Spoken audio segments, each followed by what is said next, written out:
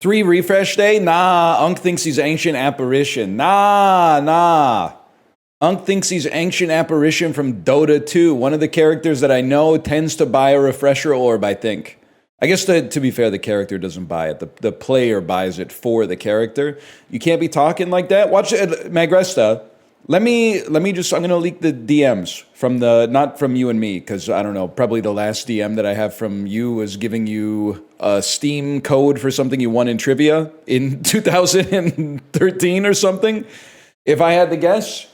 And I've still, because half of you motherfuckers you won the fucking trivia, and then you were going, hey, give the code to somebody else. I actually don't even want that. I just wanted to win the trivia. So now I've got 9,000 copies of like bullshit indie games from 2012 in my Steam inventory nobody wants, man. It's like a full-time job. I got to add them to my friends list and then trade it to them. It's insane.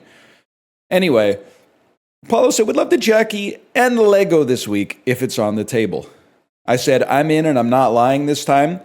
Josh replied, sure, Jan, with an emote of Marcia Brady from the Brady Bunch. But it's actually, because I'm neurotypical, I know that this is actually Christine Taylor as Marcia Brady from the Brady Bunch movie from the 1990s. That shit came out in like 1997. This is not the actual Marcia Brady. This is from the Gary Cole-led Brady Bunch movie. That's actually pretty good. Yes, Mrs. Ben Stiller, you're right. And then I replied, and I felt so damn good to just have the turgor pressure to get this out in sub 1 minute. The millennial GIF react that burns the heavens, joy emoji. Nah, man. Unk hit the Bahamut Zero GIF react. His limit break meter must have been tweaking. And then he replied, the fuck are you saying? So what happens when you don't stream, man? So what happens when you don't stream? He's perpetually stuck in a parlance of like 2016, whereas the rest of the world has left him behind. And now we're out here talking like it's 2026, 2027. But for the better, who cares? It is what it is. We don't worry about what's better or worse. We just do what we must because we can. Anyway, this cake is great. It's so delicious and moist. Chibly. GLaDOS Trump. It's GLaDOS Trump. Upvotes to you, good sir. Sorry, I'm hydrating a little bit as well. I'm glad it's night, so the light from the sun would not burn me on my bum. When I shoot the moon... What does he say? High jump the broom? I always wondered about when I shoot the moon. He does say high jump the broom. Can somebody explain what high jump the broom means? It's a wedding thing? So I haven't been to enough weddings to see people do the broom high jump. It's a wedding thing. Jumping the broom is a wedding thing? Hang on, I'm on genius.com. I jump the broom. Jumping the broom is a wedding tradition practiced by many different cultures. Holy cow. I had no idea, man. The picture on Genius it doesn't look hard to jump the broom, man. They got that shit resting on the damn concrete. I'm just going to be honest with you. I think that probably I'm more invited to weddings where they don't jump over the broom. They put the broom on like a stand, and then you limbo under the broom, if I had to guess. Like a preemie out the womb. My partner yelling, too soon, don't do it. I like the imagery. The imagery of a premature baby screaming, too soon, put me back in. Wah. As if it's like the mom is like, I'm going to have this baby right now. It's not the baby being like, get me out of here. Holy cow, man. Money on the dresser. Drive a compressor. Compressor, German for supercharged, is a label Mercedes gives to some of its supercharged cars. Quite a fancy automobile for a girl to stunt around in. Say the next line? Are you talking about top-notch hoes get the most, not the lesser? You know what's funny is that inflation really, it fucks with your pockets, but it also fucks with your art, bro. Like Bun B's verse doesn't hit as hard in 2025. We rockin' Russian sable, keep that chilla on the rack. I know that that's a chinchilla coat, obviously. What I look like with some $1,000 shit up on my back? Listen, let's be honest, that's still a pretty expensive jacket. But in 2025, it ain't quite as impressive as it was in 2007.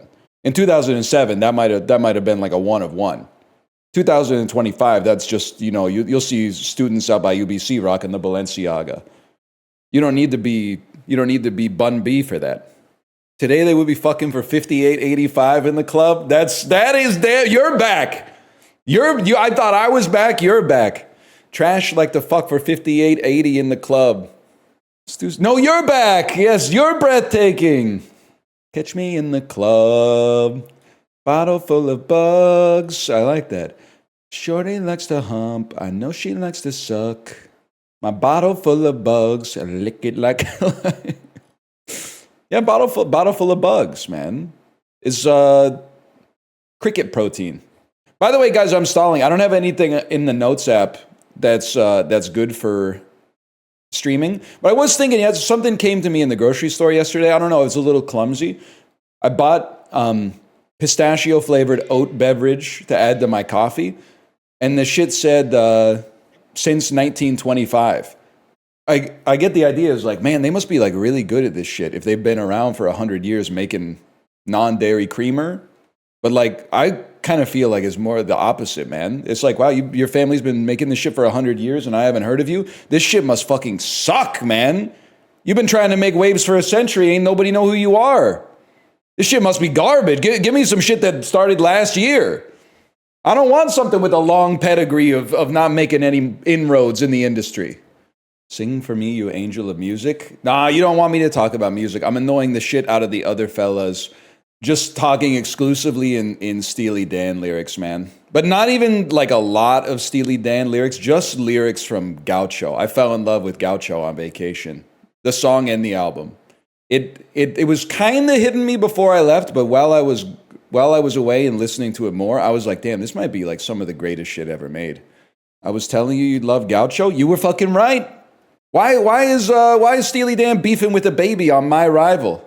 He has a scar across his face. He wears a hearing aid. My rival, show me my rival. Kid might have had bad vibes. A milk truck pulled into my space. Somebody screamed somewhere.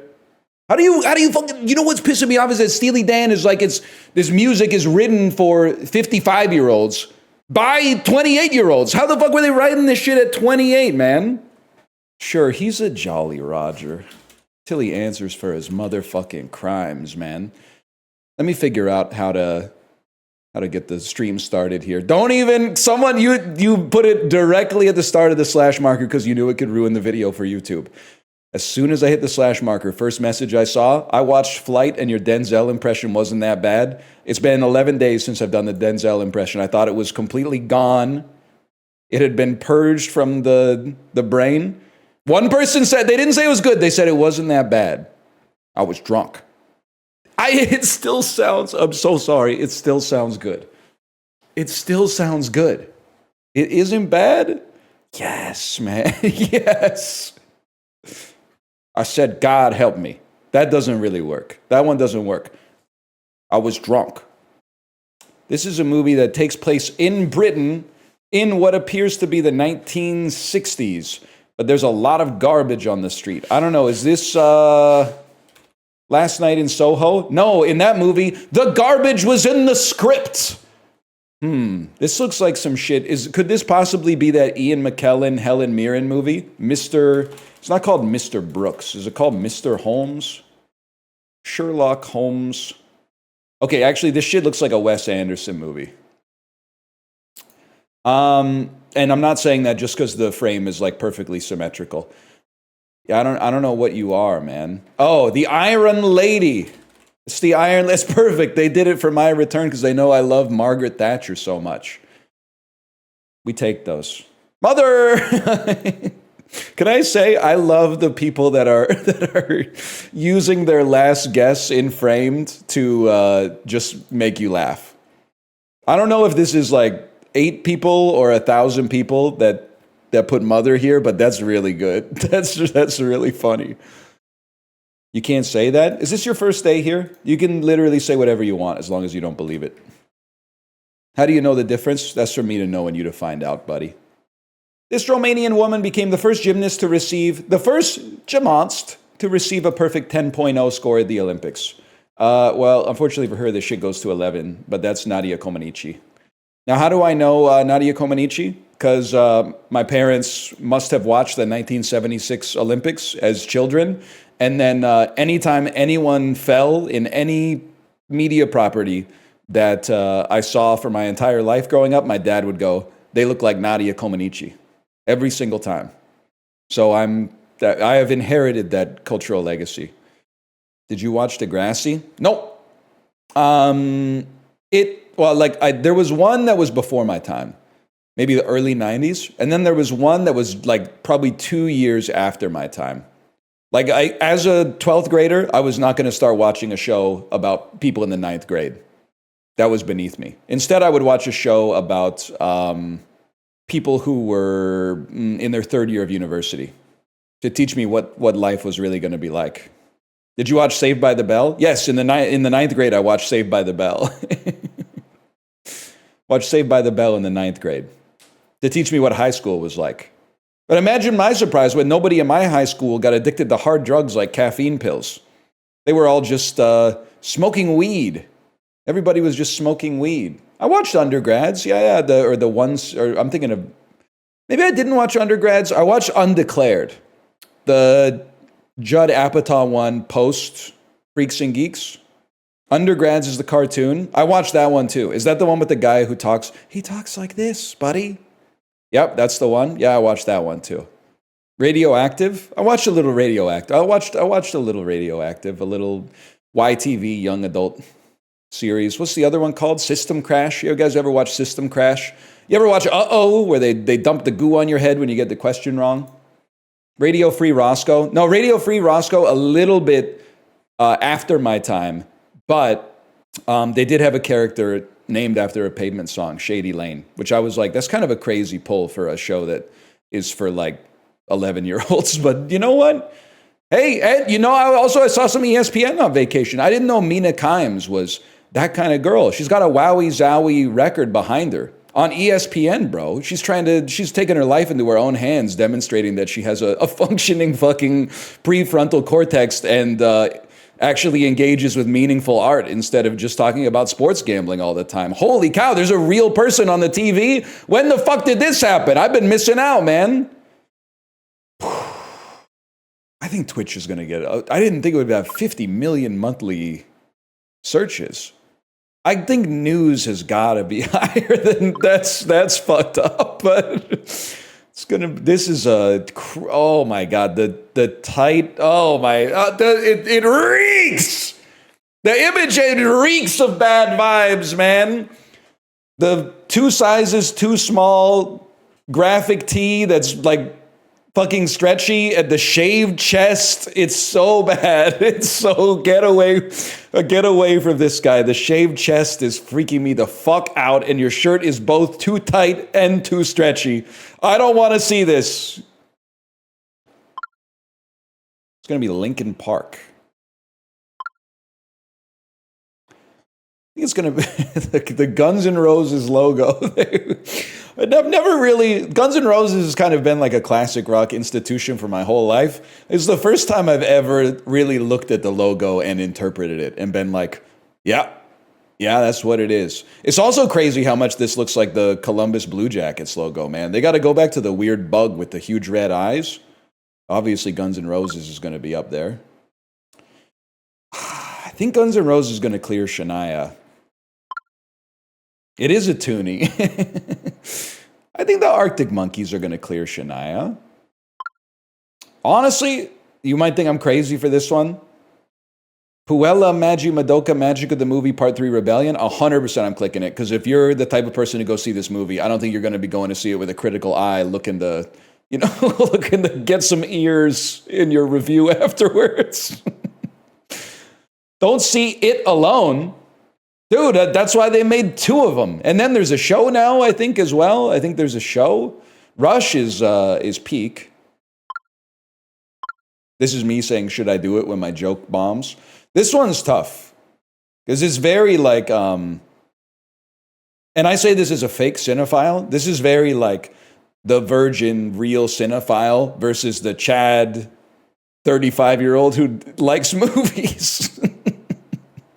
But I think that also IMDb skews heavily in that direction. Holy cow. They went crazy with this Doolittle's going to beat Winnie and Pooh, Blood and Honey. Anybody who saw that, I'm sorry to inform you, maybe for the first time, you might not be able to be relied upon to make good decisions. They went crazy with Doolittle, though. What kind of fucking tagline is Robert Downey Jr., man? You know what? Sorry to all the tall guys out there. I know you have it hard enough already. You know what I realized away? I told Kate, there were some times I was away, I was fucking on, dude. Like, I was on.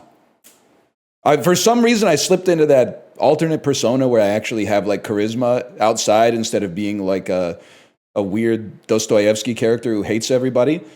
Like, we were in line to talk to the front desk, and the lady in front of us, she was probably, like, 65, and she was American, but I don't hold it against her, and she didn't know we were Canadian, so she thought that, we were on the same page. So we were chopping it up a little bit, and my daughter was going fucking crazy. She was going insane, and she almost knocked over the velvet rope with the, like, I don't know, the post attached to it, the metal post, and I just, right off the top of the dome, I went, honey, you gotta relax, don't knock that over, because if it makes a big noise, everyone's gonna look at daddy. And then I'm gonna have to point to this nice lady and make it look like she did it. And she was like, oh, she went yes and, which was nice. She was like, yeah, and I get so embarrassed. And then the front desk, like a second later, the front desk staff came over and went, yes, sir, is there anything I could help you with? And I said, the first thing I said was, wow, you're really tall. And he went, that's the first time I've ever heard that. And I went, damn, this shit is gonna work on every tall person forever. I committed it to, like, that became my opening move when I meet a tall person, is just to go, wow, you're tall. It broke the ice instantly, man. How tall was he? He was like 6'2". I mean, if he was like 7 foot, I wouldn't have said it because I think he might have been like self-conscious about it. But he was like 6'2", and I went, wow, you're really tall. He was not 6'7". He's not Tyler Myers, okay? My brother would hate that. I literally don't care. He's tall. His life's easy enough. I'm going to hit him with that. I'm going to steal some of his aura like an energy vampire. And it's like arm wrestling, and I've broken the wrist and I've gotten leverage, and now I'm going to win the interaction. Belarus? Are you Belarus? Belarus, okay. Here come those. I got another joke. I don't think it's going to work unless you're 51 years old. Festive Steely Dan, here come those Santa wins again. You know what I'm talking about? Plus, I'll take 1 + 2. I think that's more than I deserve for that one. Are 51-year-olds on the internet? Yeah, half of them built it, and the other half are getting radicalized by Instagram reels, literally as we speak. They might be like the peak demographic on the internet right now, which is very sad. You're like Monaco, bro. You're something like Monaco. Bermuda, Jamaica. Ooh, I want to take you to Key Largo, Montego, baby, why don't... Oh, Puerto Rico! Started just guessing fucking Beach Boys lyrics, man. The Free State is Staten Island, that's right. Pete Davidson is our president, I think.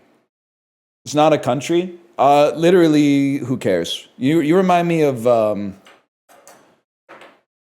It's all in the service of learning, okay? It's all in the service of learning. You get something wrong at bar trivia, don't put up your fucking hand, okay? You're giving the other trivia heads a bad name. If you're at pub trivia and you get something wrong and you know that you didn't know it, it's not an opportunity to lawyer up and start arguing with the trivia staff. That's like, actually, can we get a bonus point if we knew the original singer on this track? No, bro, that's not the fucking question. Shut up, and you're going to come second, okay? You're going to come second, and that's fine. Just, we're all here to have fun. We're not here to argue. Kate knows this is based on a real, story. The question was wrong? Yes, but in your soul, that's not why you got it wrong. You didn't get it wrong because the question was ambiguous. You got it wrong because you didn't know it, and then you're relying on the question being ambiguous to give you an extra point. As a trivia host, yes, thank you. I'll give you a bonus point when you deserve one. I'm a trivia nerd. Trivia might be part of my special interest. I hate when I'm enjoying my special interest, and then someone who's even more special and more interested than me starts saying, hey, can I get a bonus point if I know the original artist? Bro, we all know the song is by Phil Collins. This bitch is from Tarzan. What the fuck are you talking about? Can we get an extra point if we know that You'll Be in My Heart is by Phil Collins? This is a Disney cruise, you fucking moron. We all know this shit is by Phil Collins. Are you insane? Why are you you just wasted 50 people's time with that boring ass question. Steve Carell, $260 million. This has to be Minions 4. Also known as Despicable Me 4. Gru and Lucy and their girls, Margot, Edith, and Agnes, welcome a new member to the Gru family. Gru is fucking Mormon? How many fucking kids does Gru have, man? That's fucking insane. He adopted 3? Nah, that's good. Gru must be a good guy. I haven't seen the movies. Guy who hasn't seen the movies? Gru must be like a good guy, right? Then the minions maybe are like I don't know, are the minions the bad guys? This baby's not a minion? Are the minions his kids? The minions are his henchmen, I think. My media literacy is telling me the minions are his henchmen. But then why does his kid look like a minion? Well, maybe his kid is half minion. Maybe he fucked a minion. Maybe his wife's a minion. That's not problematic. It's cool, man. I'm not saying it's cool to fuck a minion. I'm saying it's cool that Gru married outside of his culture, like I did. If anything, hey, you know what? They're drawing a lot of parallels between me and Gru right now. Same hairstyle, same nose. I've got minions of my own. Apollo, Mouth, etc., etc. You fuck Apollo and Mouth? I didn't say that. I didn't say Gru fucks every minion, okay? Now you're putting words in my mouth, okay? I'm just saying his kid resembles a minion. And that leads to a lot of questions. It has you asking a lot of questions that I'm assuming get answered in the movie. Paramount Pictures with 127 million starring Lupita and Nyong'o. It's them. This is them.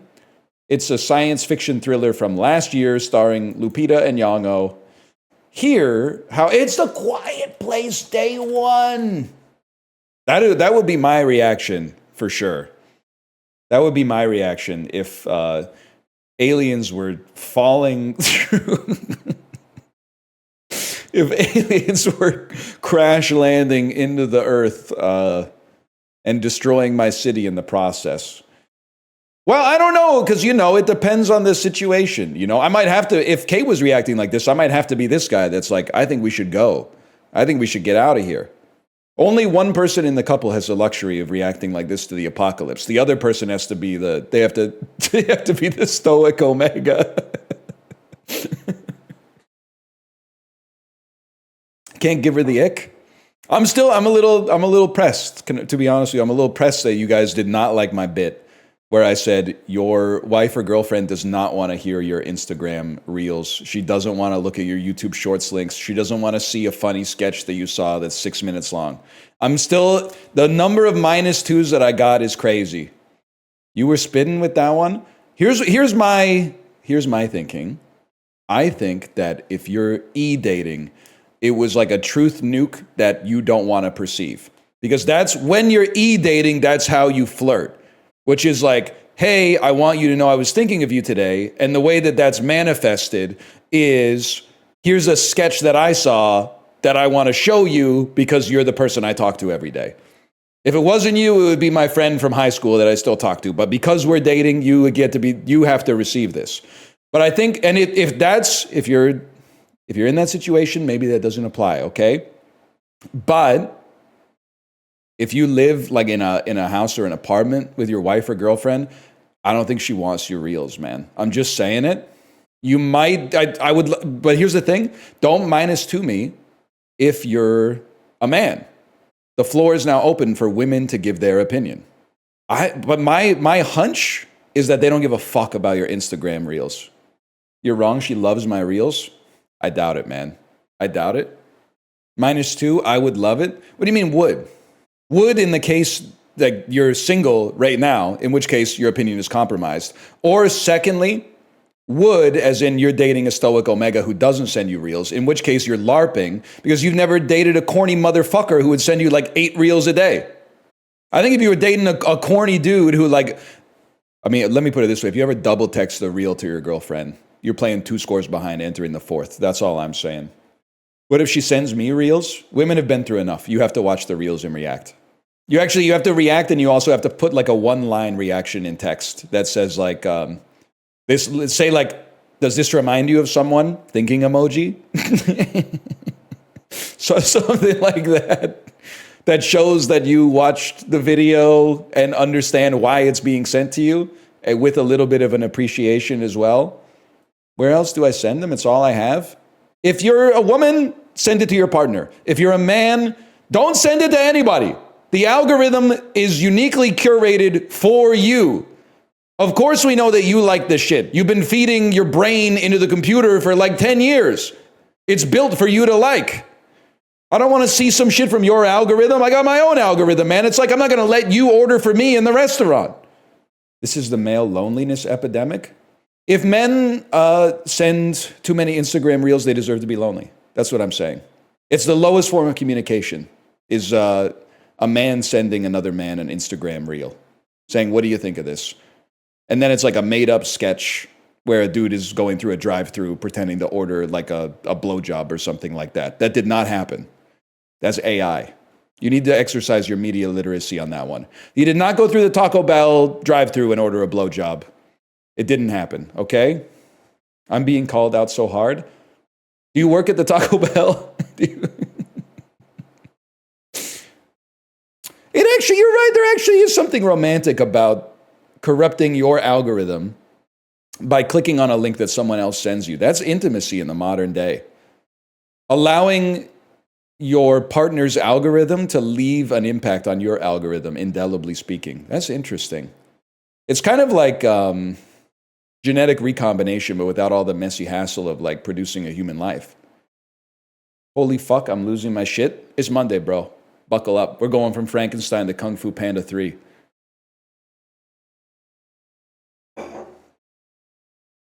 Lock in? What the fuck? Walter Frey? So obviously I've not seen Frankenstein. You Burn Gorman, my fucking goat, man! What are you doing here? Holy! I love actors like this. We were talking about it in Dan's chat. I love that guy. Oh shit, I love that guy, but nobody knows his name. Burn Gorman, Neil McDonough, David Morse, William Fichtner, Bob Balaban, Brian Dennehy, David Dalmastian. I'd watch a movie with 101 of that guy in it, probably. Maybe. I don't know. If they didn't do it in the Suicide Squad, they probably missed their chance. Steve Zahn? No, man, not Steve Zahn. When Steve Zahn shows up on the screen, everyone goes, that's Steve Zahn. That's Steve Zahn. I loved him in Saving Silverman. Everyone knows Steve Zahn, man. Not everyone? Oh, listen. If I could think of a relevant Steely Dan lyric to put you in your place right now, you'd be in a world of fucking hurt. Bro is in Frankenstein twice. Is that a spoiler? That's crazy. Man, Burn Gorman's been doing some... Speaking politely, he's been doing some prospective IP work with direct-to-streaming content, huh? Well, we want to get to Swanky. Don't forget about getting to Swanky. So I'm thinking you're going to end up going like Pacific Rim, and then obviously from there you're going to take Rinko Kikuchi, and then you're going to take the movie that I'm thinking of is Kumiko the Treasure Hunter. Why? Because I want you to know that I'm aware of Kino, even if I haven't seen it. Then you go Nobuyuki Katsube. And things are getting a little tricky. Things are getting a little tricky here. Whoa, easy there, Turkish March, Castle of Dreams, horny ass unk movie. Thinking maybe you end up going Samurai Sensei, and then hoping that maybe Gaku Oshida has made a movie outside of Japan. Any chance Honey Lemon Soda's got someone I've ever heard of it in it? Maybe Yoshikawa? Ooh. Okay, it's going to be tricky. It is not good. Maybe. Me when I have to eat at the Airport California Pizza Kitchen. Guys, we might be in trouble. How about Minori on the brink sounds? Okay, never mind. I think we're in trouble, guys. I think we're in a lot of trouble. Hello, goodbye. Is this a sequel to Norwegian Wood? Only Japanese literature fans who also like the Beatles will understand that one. I think I might have to restart this one. I think I'm in a little bit of trouble. Any chance we maybe in the behind the scenes making of love exposure?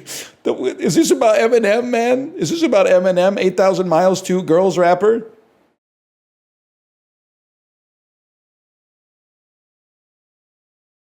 That your name looked familiar to me.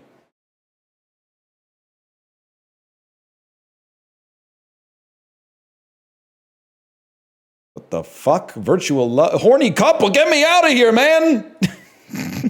she had pasties on her boobs. Get me out of here! Oh no, man! I'm going back to the start. Get me horny ass Japanese director. I did say it looks familiar. That's so funny. Holy fuck, that's funny. Oh, I can't believe I kept scrolling after I saw the one with the girl in the bikini. I kept scrolling. Oh man. Okay, maybe we'll freaky ass Bern Gorman. You can't associate with those types of individuals. What are you doing? Oh no, Bern Gorman working with someone who worked with someone who worked with someone who worked with someone in the adult film industry. Rose McGowan, Joe Pantoliano, he got that shit on, man.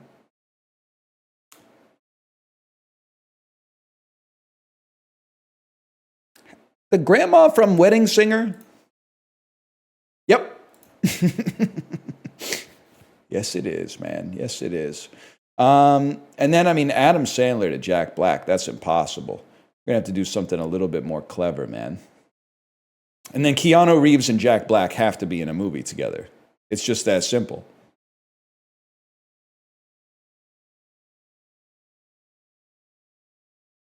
Listen, I got nothing against Keanu Reeves, okay? I would say I've got a pretty positive opinion of Keanu Reeves. So what are we doing here with Keanu Reeves, the one and only? What's going on here? Can you name another? I could name a few more Reeves. I guess I can't really name any more Keanus. A happening of monumental proportions. It's like they named the movie based on a Reddit comment or something. Jack Black. Jack Black has been in films.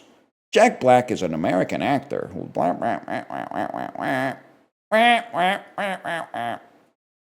Jack Black is related to someone in A Scanner Darkly. Robert Downey Jr. Fuck! Due date is Zach Galifianakis, motherfucker, dude. Jack Black, bro. Jack Black. There's no way Jack Black is... He's in Anchorman! He's the guy who kicks Baxter off the fucking bridge. Oh, finally. 8 minutes, huh? Drive. Haven't heard of that one. Tropic Thunder pisses me off. And I'll tell you, I think it's a great movie. I think it's a very funny movie. Why does it piss me off? Because I believe that is the origin point for the dumbest person we all know, even though it's a different guy, saying that all technology is driven by pornography. The dominant form of media it's always been porn. I'm like, do you have a source for that except for like when Jay Baruchel said it in Tropic Thunder? I don't think that shit is fucking true, man. I think you just heard it in a movie and went, that has to be true. I've been hearing about that shit for like 17 years or something like that, all because of one fucking dude saying it in a movie. It was true for VHS versus Betamax, and that's it? That shit was like 30 years before you were born, man. That's it, bro? See, that's the shit that pisses me off. It's not a boomer movie. It is the last Christmas present I bought for my grandpa before he died, though. Now, I don't know. I didn't go through his stuff after, but it would have broken my heart if that shit was still wrapped. I hope that he got to see Tropic Thunder before he passed on. And I mean that sincerely. That's a good way to spend like 2 hours, man. But it's tough because I got it for him December 25th. You all know when Christmas is. He died like the first week of March. And when you become an adult, sometimes that shit just kind of keeps falling down the to-do list, you know? He might have been watching it on the DVD player in his Honda Odyssey. Maybe that's why he had the accident.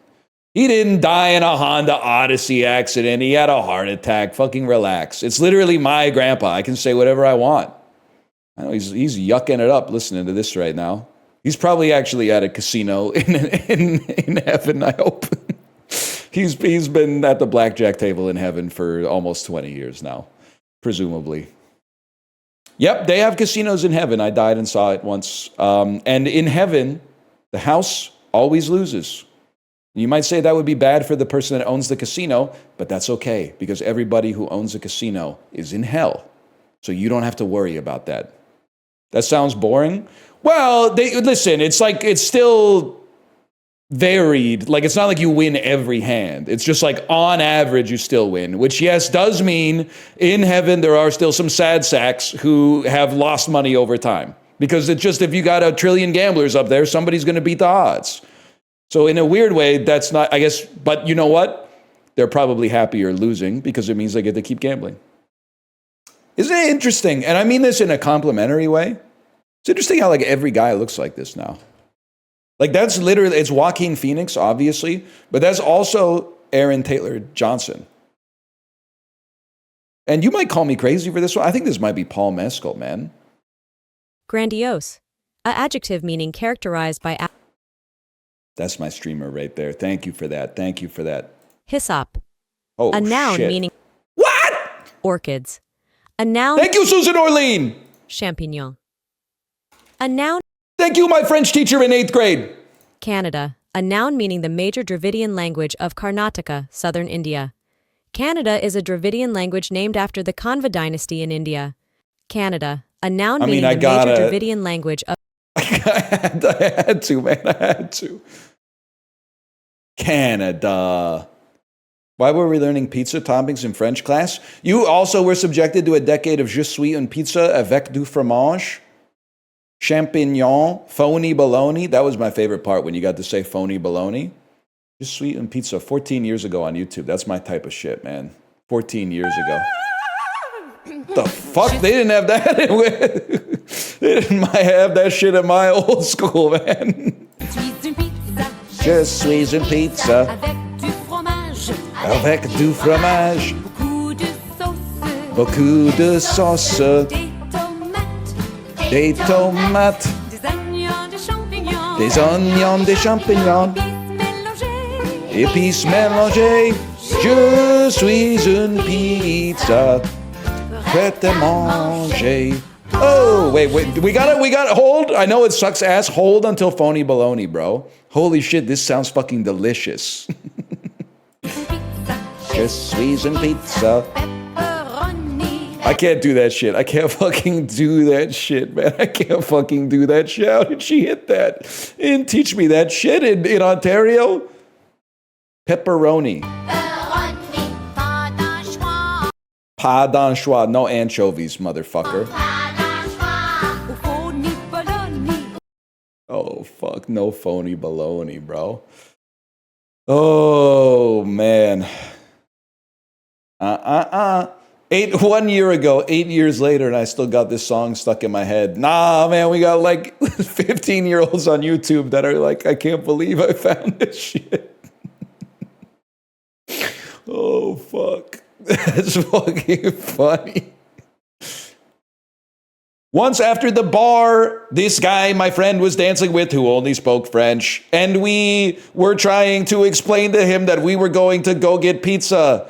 The only pizza thing I could remember from the basic classes we had to take in elementary school was just suis and pizza. So I yelled that at him a few times, and he just looked really confused and eventually left. Thanks, French class. You just yelled just suis and pizza at this guy? That's fucked up, man. Who teared up a bit when the pizza fell? Now we're fucking talking, man. Who's here from their French class?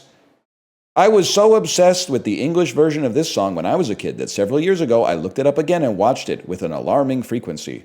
As a result, I can now effortlessly sub out the French for English. Score. No disrespect. Who fucking cares? They did write score. I didn't put that in there. I like Knack Abroad well enough. Can I ask you, if you were, only answer this if you're like Scandinavian, from a country that used to be part of the Kalmar Union, please. I've never had like, can you get fresh knäckebröd? Or is it always just the fuck ass like Vasa from the box, I don't even know what you call it, like a bag? You can get it? How much better is it when you make it yourself? Or when you get it fresh from like a bakery? Because like anytime I've ever had it at a restaurant, it's always been the Vasa, which is like fine, but I could get that myself for like $3.75. It's not that much better. There's no difference at all. That's fucking funny. So it comes like, it's pre-dusty. I like it, by the way. I can say, so they dusted like the bakery knäckebröd it's pre-dusted. Yep, that's the point. All right, fair enough. To be honest, this Flying Jacob looks pretty good, man. Chicken baked with a creamy sauce made from cream. When the creamy sauce has cream, also banana, peanuts, and crispy bacon. Nah, you're crazy for that one, man. Chicken and bananas? They must have freaked the fuck out when they saw that episode of Kitchen Nightmares. That episode of Kitchen Nightmares in Sweden is way different. They were probably like, whoa, chicken and bananas, that sounds good as fuck. What's Gordon's problem? Damn, Gordon is tweaking over chicken and bananas, man. Has he never had Flying Jacob? It's just a simple variation of Flying Jacob. This is one of my favorite pictures of all time. It shows, I've only seen it twice, but Man of the Match fish is so good. Maybe Europe's onto something, man. The man of the match fish. Oh, you know what? I was going to say it wouldn't survive in America, but that's not true because college football is a lot like this. Every once in a while, if you happen to turn on during rivalries week of college football, you'll see some shit that is like deeply traditional American culture. Some shit sponsored by like stovetop stuffing or something. Either way, I'm going to go with pizza dog. Perfume is the preferred sacrifice of Verzuli Frida, one of several Iwa that govern love in what religion? Hinduism. Oh, what's an Iwa? Well, it's any of 1,000 spirits that can inhabit and entrance practitioners of what New World belief system?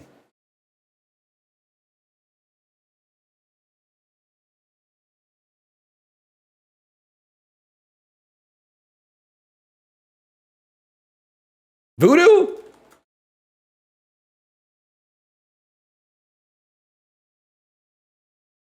What can I say?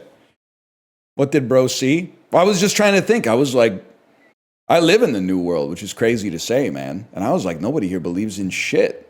So I was trying to think of what it could possibly be. Then I was voodoo. I also thought, I went down a rabbit hole in my head. I thought voodoo had like African origins as well. But then I was like, Africa's kind of like the new world, right? Isn't the old world basically like just Europe and Asia? It's the oldest world. Well, I mean, when people talk about the new world, I thought it was basically where Europeans went when they got bored of like the 15th century. I was prototyping another bit while I was gone, by the way, and it's like a European guy on a podcast in the age of exploration, and he's saying some shit like, we really don't know how many continents are actually out there. Like, we've been sailing for 100 years. We've already discovered 6 new continents. If we sail for 1,000 years, that could be 60 new continents. If we sail for a millennium, that could be 600 new continents. There could, like, he's... like, it's kind of like a variation on Disco Stew with the graph of disco sales from, like, 1971 to 1975. That's, like, damage control bit. Yeah, but that backflip, though. Higher percentage of adults with COPD. I'm going to have to say West Virginia, Mountain Mama. More divorcees. I'm going to say Ontario. Wow, really? Maybe this is not really fair. People in Montana are allowed to get divorced. Like, you actually, you take offense, but you take offense because I have my heuristic backwards. Or you have my heuristic backwards. I associate a higher rate of divorce with like a more, it sounds backwards, but like a more, no offense, Montana, but like a more advanced and progressive society. Because you're able to get divorced, you're less under the boot of like maybe a church that is like, if you get divorced, your life is over. But also there's like, you know, an element of like, I guess if you're happily married, you know, you don't get divorced as well. Big Sky Country? I don't really know that much about it, honestly. Everyone there must be really happily married, though. Higher percentage of people who are Gen Alpha? I think people out, well, a lot of people here. Gen Alpha is like 5 years old. A lot of people here. This looks like prime having kids country. What? Wait, did that say proportional? That seems crazy to me. I honestly would have thought like 20% of Tennessee would have been Gen Alpha, man. Gen Alphas are like 15. Are you the 15-year-old Gen Alpha? You could play it the other way. You could also say like, oh, Gen Alpha is literally like -7 right now. We don't know, man. Last Gen Alpha hasn't been born yet. You can manipulate the data set to fit your point no matter what. Could be -6 or -7. That's true. By the way, people are getting mad at me for doing 6-7. You don't realize an unk doing a bit contributes to the decay of the meme. So if you hate 6-7, you should love that every time I say 6-7, I do the ball juggling. 6-7, 6-7. Because it means that what's crazy is that, like, okay, take it from me. 5-year-olds who see me go 6-7 are like, that's awesome. My dad's doing 6-7. That must mean it's cool. But if you're like 11 and you see a 5-year-old's dad doing 6-7, you start to rethink your behavior a little bit. And as we all know, because of our fucked up society, 11-year-olds are essentially the engine drivers of culture now. And that I resent that, but I conform to that. And in my own way, I engage in an act of quiet rebellion against that, to usurp it. I'm taking down the system from the inside. 19th century fashion, Civil War equipment of the United States, military hats, military uniforms. What is a Civil War hat? The kepi. This is the shit that Apollo be wearing in Deadlock. I had no idea. The kepi is a cap with a flat circular top. Maybe this is the type of shit that I should be rocking, man. I'm thinking I genuinely think I might be exiting my ball cap era. I'm thinking about just going straight bald everywhere.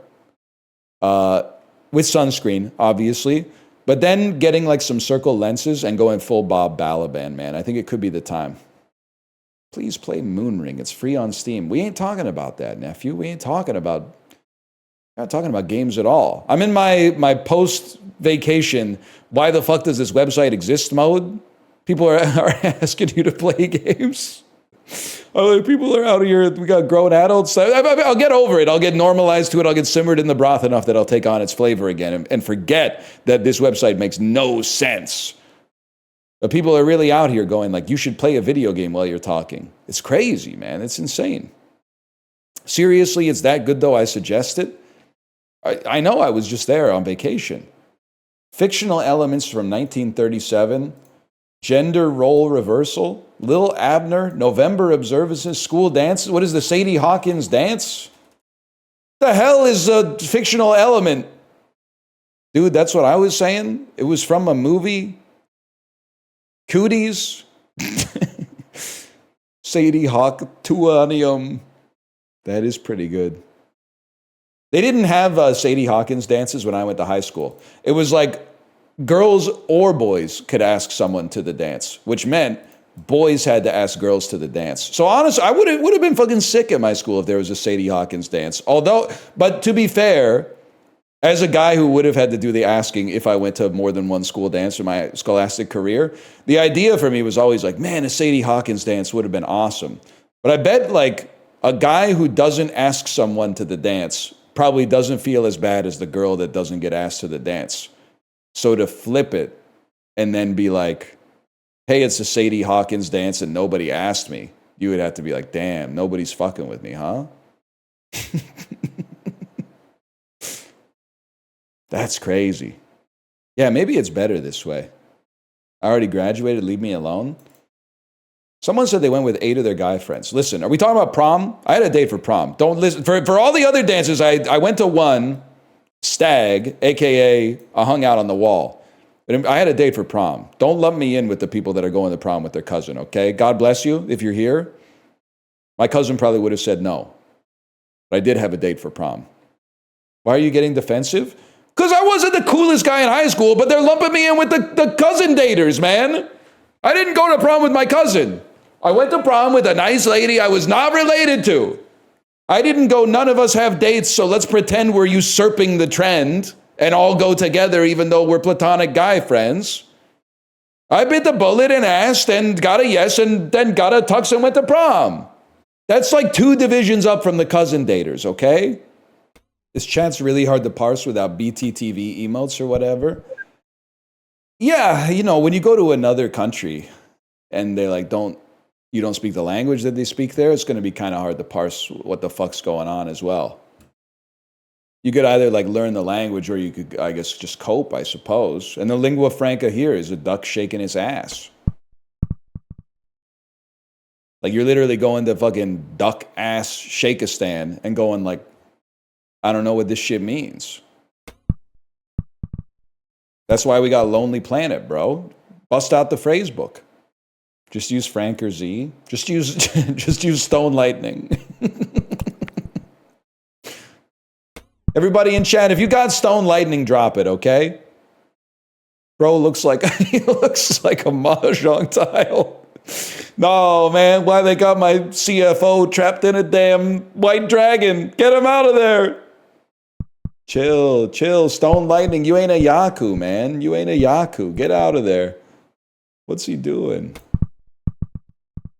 Why is it like 20 by 40? I don't know. This is probably the most baffling business decision ever made in the history of this corporation, if I had to guess. Excuse me, kind of hard golf developers. Why does my golf ball's vector end up behind the semi-transparent water layer? I mean, is anybody working on this game at all? Obviously, my vector should be closer to the foreground than behind the water, because it's in front of the fucking dirt and the grass, but it goes behind the water. In that case, how do I fall in the water? Because on the Z index, these aren't even on the same fucking plane. It's borderline unplayable.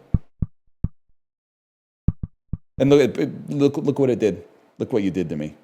It's not even 60 FPS. I bet it's like 475 FPS if I had to guess, which is not 60. That's true. The game went woke. I didn't show you, but when I started the game, it asked me to choose which ball I identified with, and it was like ball A, which was like a little taller and a little stouter, and then there was ball B, which was like a little shorter and a little thinner, and I went, here we fucking go again, man. Come on. Woke nonsense. That's not to say I don't like games where you could play as a lady, man. I'm pretty sure like the consensus is like Miss Pac-Man is better than the OG. I don't really know why. I'm old, but I'm like too young to know, really like to have a preference of what Pac-Man I'm playing, but up 58, that's not so bad. Girl swapped clothes with a boyfriend for a lark, perhaps. I feel like this is going to be a bird. Part of this indicator aims to focus on our attention on particular letters from neighboring fodder. And the other part tells us what to do. And the fodder is girl and boyfriend. We'll use these letters or some of them to construct our answer. Okay? I mean, if you were to swap clothes with, if girl swapped, what the hell is clothes in this? Clothes. Like you have some of the same letters, I and R. Am I really going to type grill? I need more help. A lark perhaps. Bird. It was just bird the whole time. I still don't get it though. Boyfriend is BD. Girl is GL. So you swap. Okay, can I say something? This metaphor doesn't make sense. Okay, so here's to explain it, okay? So boyfriend, imagine boyfriend is a word and it's getting dressed. Boyfriend, sorry. So what does it do? It puts on a B and it puts on a D. So B and D are the clothes. So then the girl's gonna swap clothes. The clothes on IR would be G and L. So you would swap GL with BD, you go from girl to bird. Okay, understandable? This shit doesn't make any fucking sense. Unless they live in Finland where they only wear hats and socks when they fucking put on their clothes. Most of the clothes you wear go on the middle of your body. You wear like the least clothes on your fucking head. You do wear clothes on your feet most of the time, but most of the clothes go on like your torso and your legs, man. They're on the outside. Actually makes a lot more sense that the clothes go on the outside. Instead of the word being a guy in a sauna wearing a toque and socks. I pray people get broken up with so I can recommend this movie. That seems gettable. Can I see a letterbox curved? Very high letterbox curved. Maybe it's Eternal Sunshine. That makes sense. Yes! You can literally watch this movie in a great relationship and just say that'll never happen to me also. That's the other thing you can do. I would have gotten it with some shit about Montauk, secondly, 100%. Bro was doing too much after a breakup, man. Take your ass to the gym and impulsively start a rap career like everyone else instead of erasing someone from your brain, you dummy. That's damn true. Not to mention, I bet that shit was not covered by insurance. Alphonse knew what's up, man. I want what they have. My brain erased. Statler and Waldorf ass review of Eternal Sunshine of the Spotless Mind. I get they gave it 5 stars and a heart, but this sounds like I want what they have. A love, an enduring love? No, my brain erased. My memory erased.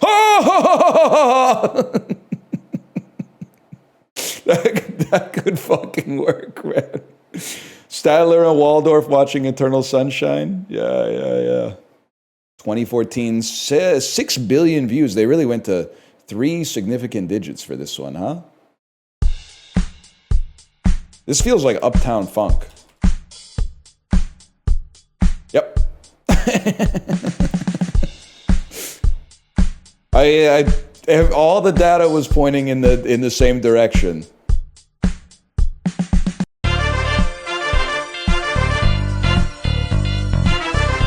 This is bad.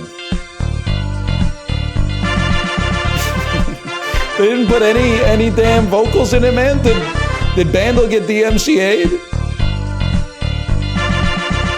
What happened? Why is Bandle not putting any vocals in it? It does feel like Michael Scott's ringtone, man.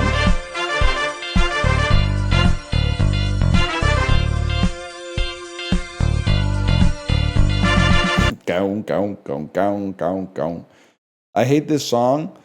This is the rare song I think I don't hate, but I can absolutely understand why you would hate it. I think I had the luxury of being probably like, I guess I was 26 or 27 when this came out. So like I wasn't exposed to it as much as someone who like maybe worked in a store or took the school bus every day. It's like I've never willingly chosen to listen to Uptown Funk, and I've probably heard it 100 times. So if you were in a different environment, you might have heard it 1,000 times. Fair enough. It plays at least 15 times a day still. But of the songs, if I may say so, of the songs that get played at the grocery store, all I'm going to say is it could be worse. Because there's a lot of songs that get played all the time in the grocery store that are really, really bad. I don't want to hear, please don't type Waka Waka this time for Africa. Please do not. Oh, Fight Song by Rachel Pallet. No. Please do not type Say Geronimo. I'm sorry, that one might be a bit of a sacred cow. If you are like, that's not like the other ones, I'm sorry to tell you it's exactly like the other ones. It's Disney Cruise coded. Ask me how I know. I feel called out right now. Well, your name is Waka Waka, but I think it's 2 Ks, and the Shakira song is 1 K, so you're all right. You're not fucking with Fight Song? Nah, I'm not fucking with Fight Song. It is very Hillary 2016 coded. My grocery store plays Pictures of You by The Cure. That's pretty good. But that's like 3.5 minutes long, so I hope... You got to fill like another. Grocery stores are open like 18 hours a day, so you got a lot more to fill on the plate. Just that. Just that, huh? This doesn't make any sense. Skip is Canadian, so Canadians know you can just skip it. Thanks for reminding me. I haven't seen that ad since the Blue Jays lost in the World Series. Could have just skipped it. Listen, it was on your stream. I don't control that, man. Give me more of the Keanu Reeves Rogers ad. Bro's watching like 8 hockey games at the same time. Funny they ditched John Hamm for tariff reasons. I don't know. John Hamm is sucking the DraftKings cock, right? I still see him on my Canadian TV, made by a South Korean company. He's fine? I don't think so. I think he's the Antichrist. Not the hazing stuff. That was actually just kind of funny. I wasn't there. If he lit my penis on fire, I probably wouldn't have laughed, but with the benefit of some distance. But the DraftKings ad, if you do an ad for DraftKings, you're the devil, I think. Not like in a spiritual sense, just like, you know, if you're already rich and you do a DraftKings ad, you're going to hell, I think. I was also seeing that ad when I was away. I was seeing that ad for, it's not Kashi, the cereal, the Go Lean Crunch, but is it Kalshi, the Polymarket thing where you can bet on anything? And I don't know if anybody else has done this bit, but the ad is about, it shows like David versus Goliath, and it's like the live betting odds on David. It's like 1%, 2%. And then it's like, you know, the odds the British are coming skyrocketing because it's Paul Revere like riding through town. It's going to 100. Then it's like odds the Spartans win the war. 6%, 7%. And I'm like, bitch, they lost the fucking war. They lost, man. Are you fucking stupid? Put 150 in at 2% David, wish me luck. You're going to the moon, man. Thank you for saying this. I've been thinking it. They're literally like, you should imagine how much money you could have made betting on the Spartans. Bro, they lost. They won the Persian War. Oh, here we go. You sound like a Canadian saying we won the War of 1812 because of the arrogant worms. I have covered calls on the Persians right now, so I don't even have any skin in the game. They won the Peloponnesian War? Bro, but the Battle of Thermopylae is not for the Peloponnesian War. Are we pretending to be stupid on purpose or what? Austin, we won. Yay, Spartanism. Yay, Laconicism. Finally, those brutish Spartans will pay for their crimes, eh? Hey, comrades. Austin, we won. They should make a fucking Austin Powell. Oh, fuck. Yeah, you're right. I'm Athenian coded. I'm the type of beast that would see someone say brevity is the soul of wit and like light him the fuck up in the agora or whatever. Draw a parallel between their diminutive stature and their desire to use as few words as possible. Lin-Manuel Miranda coded. Bro, these chat rules are just lies? Wait, 1 second. I haven't looked at my chat rules in a long time. It's probably been like 9 years since I looked at the chat rule. How do I see chat rules, man? It's not my first time in my own chat, so I can't see them. You're typing too fast. I can't see. Oh, wait, then I try to type. All rules are not enforced to the letter, but rather to the spirit or the reason the rule was made in the first place. What the fuck was I on? Respect the broadcaster, the people they're streaming with, the other viewers in the world at large. Insults towards the streamer or other people won't be tolerated. Don't pick fights with other viewers or the broadcaster. Repeated displays of baiting and antagonism will lead to a ban.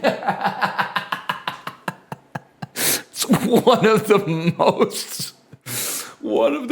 the biggest lies I've ever told. I think it's one of the biggest lies I've ever told. That's crazy. I wrote that? Just when I thought, boy, you can't miss. You are golden, then you do this. That was pre-long COVID? Yeah, back when I thought I was smart, maybe. Have you fixed your arrow key yet? No, but honestly, I'm on a 10-win streak. It's hot, man. I'm not going to mess with anything. I'm not going to mess with the infrastructure. I'm not going to mess with the equipment. I'm not going to mess with the game. I'm not going to mess with the jokes. Now I understand why all those old people are like, they get so attached to their slot machine, they start pissing and shitting all over themselves. And you'd actually be stupid not to. Yeah, we know. Are you suggesting that I poop my pants when I stream. That's not me. You got me confused with the other guy.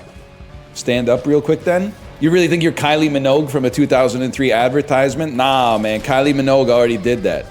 Librarian, you know what I'm talking about? Or were you like 0 when that ad came out? It used to be an ad. I think it was for like a lingerie. And it used to play at the movie theater. And the ad was like a minute long. So they had Kylie Minogue in lingerie ride a mechanical bull for like 45 seconds. And the ad was one of those classic gotchas where, not like CZN or Uma Musume Pretty Derby, but after 45 seconds of Kylie Minogue gyrating on a mechanical bull, she would get really close to the camera and go, "Okay, boys, does anyone want to stand up?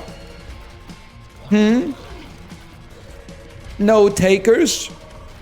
And then an old lady would laugh really loud. That's all I remember about it. And yes, you didn't want to stand up because of boner. But I was the only one brave enough. I was like that guy in that Norman Rockwell painting. I was like, "Look at me! I did it, Kylie! I got a boner! I got the boner!" And then I look around and go, "Oh shit, what the fuck?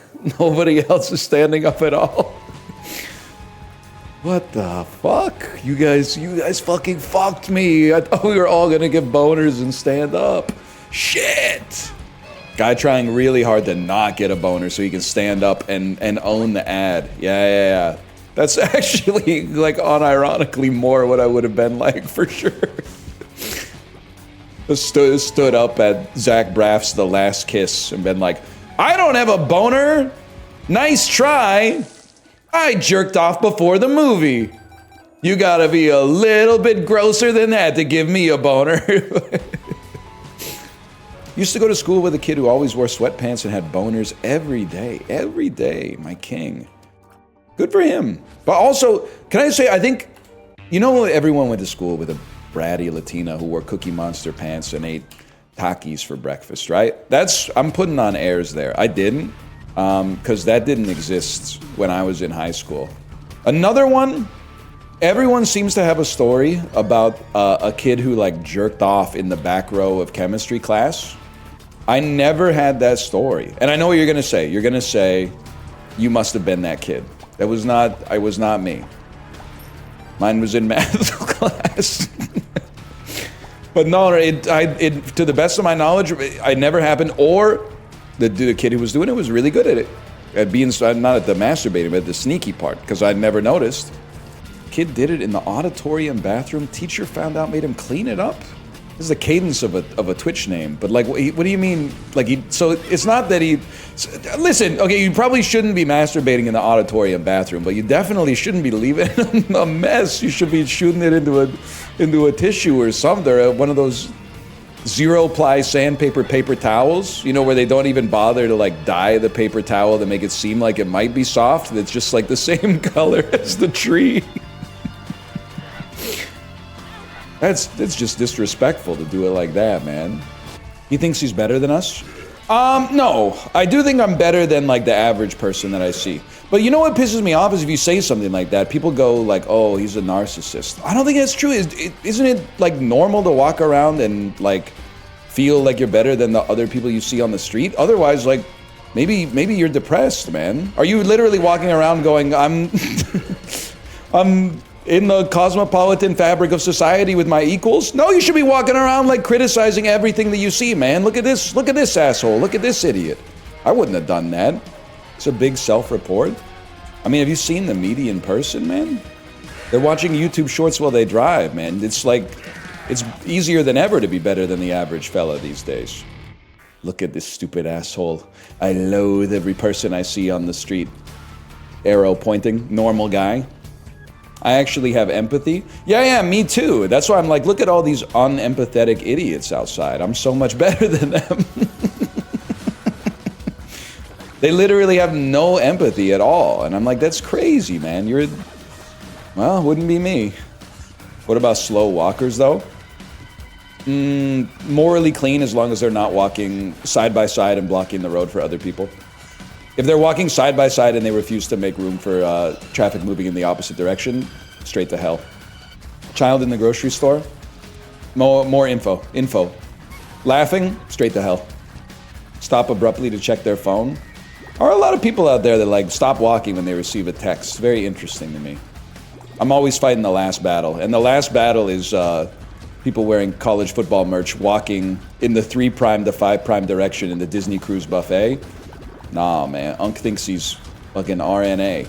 This is a 5' to 3' direction part of the buffet, buddy. You can't just slide upstream. You're not RNA polymerase. I was thinking about airport security for no particular reason. You ever think about, like, everybody out here, this is such like a millennial bit. Everybody is like, oh, because of Richard Reed, the shoe bomber, we had to take our shoes off at the airplane, or at the airport, for like 20 fucking years, right? Because one dude tried to light his shoes on fire. I think we gotta turn it around. I think we gotta say thank you, Richard Reed. Because imagine if he hid the bomb in his fucking ass. Things could have been so much worse, man. We're lucky that that dude hid it in his shoe. If he put that shit inside of his ass, it would be way more inhospitable to visit the airport. So much better, you mean? Well, I don't know. It depends on the CIA, or not CIA. It depends on the TSA agent you get, I guess. The urethra bomber. You saying the TSA makes all its money on WikiFeet? Well, I'm just happy that they're now freshly rejuvenated by a paycheck after, like, I don't know, 2 months of just immiserating travelers for the love of the game or whatever. Maybe if I die in a plane explosion, this bit is not going to age well, but I'll take those odds for now. Thoughts on the TSA scanner that shows your cock and balls? I don't mind, because I only see it in Orlando, and I will show my cock and balls, or any other part of me, to get out of Florida 2% faster. So if it's a choice between going through the metal detector or showing my penis to the TSA agent, but it'll get me on the airplane 30 seconds faster, I'll show the penis and I'll throw in the nuts for free. I was tweaking out a little bit in the airport security line, because we didn't get dragged into secondary, okay? But one of the bags that we had got taken off the fucking conveyor belt and thrown to the side to be ignored for like 15 minutes until someone went, hey, who's any terrorists in line, whose bag is this? And then it was our bag, and I was hanging out with our daughter. Well, Kate went up and did the bag thing. But they opened the bag, took everything out, and then said, here's your problem. At the bottom of the bag, you have an iPad. We've never seen one of these before, apparently. And then, I don't know, it was just some kind of flat device with wires on it on the metal detector. So we assumed naturally it had to be a bomb. So then after, and I forgot that this was a iPads out airport. That's my fault. It's an iPads out, shoes and belt on airport. In comparison to a lot of other airports, which, for example, might be like an iPads in, shoes off, belt on kind of airport, or maybe like an iPads out, belts off, but you can keep your shoes on sort of airport. They're all doing it a little bit differently these days. But one thing's for sure, if you take your iPad out at another airport, they're going to yell at you. It's cause for public humiliation. So what really blew my mind, though, is that after he pulled everything out of the bag and said, I guarantee that the problem is this iPad, he put the bag back through the scanner. And I was like, you already looked through the bag, man. What's the scanner gonna tell you? You've seen everything inside of it. I was freaking out a little bit, just like, it was like stunned. It's a double check? What are they checking for, man? The scanner is there so you can see through the bag. And he saw inside of the bag. You're right, could have been a second iPad in there. Bombs in the padding? I don't know. Like, listen, I'm not a cultural critic. I'm just a silly guy on Twitch. It seems crazy to me that, like, airport security is there and we're like, they're protecting us from like a 9/11 too, like every day. Then we lost the battle of the airports, man. Aren't they just gonna go someplace else? I feel like now, like the idea that like Al-Qaeda would be like probing airport security, trying to find like another way to, oh, and if this airport doesn't really scan it, that well. So if we use, or maybe if we make it out of like plastic or so, like, wouldn't they just do that? Why? I mean, there's times where I'm like, I really hope that there's no bombs in airport security, because like they might protect us from it going off on the airplane, but that shit might just blow up right here. And God help us if they ever do a terrorist attack in the security line, because then they're going to be strip searching us before we even get inside of the arrivals terminal, man. They did have to. They escorted a guy to secondary. He tried to bring a blender on the airplane. I get it. Like there's some sharp, like metal parts in a blender, but I'm like, just try it. Like, I know this is not how it's gonna work, but just think for a second, man, about like, how is this guy gonna take over the plane with the blender? The dude that shit has like a AC outlet, man. Or what are we using, AC or DC? Australians don't answer. I know you use both. I guess they do have power outlets. Bro could have gotten his Vitamix on the airplane. You're not, to be fair, I don't really want the dude taking a blender in his carry-on. Because, like, you're absolutely right. If they turn out the lights and I finally start to get the worst sleep of my life, and then I hear, like, I'm gonna freak out, man. I was actually, on one of our flights, I was losing it.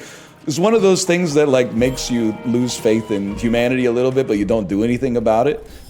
Which is also kind of owns, because like you don't want to get like, you know, stabbed or shot or whatever. I felt bad because like on one of the flights, me and my wife, we were like A and C in a row, and then instead of giving our daughter B for some reason, they put her a row behind us in A. So we said, that's no problem, because we can problem solve. We have an aisle seat and a window seat, and we want to trade another window seat for a middle. Everybody on earth would take this trade. I was even rehearsing the line like in my head. I was like when we sat all together, and then when the lone traveler came up to us, I was like, we were hoping we would like to trade. You would like to trade with us.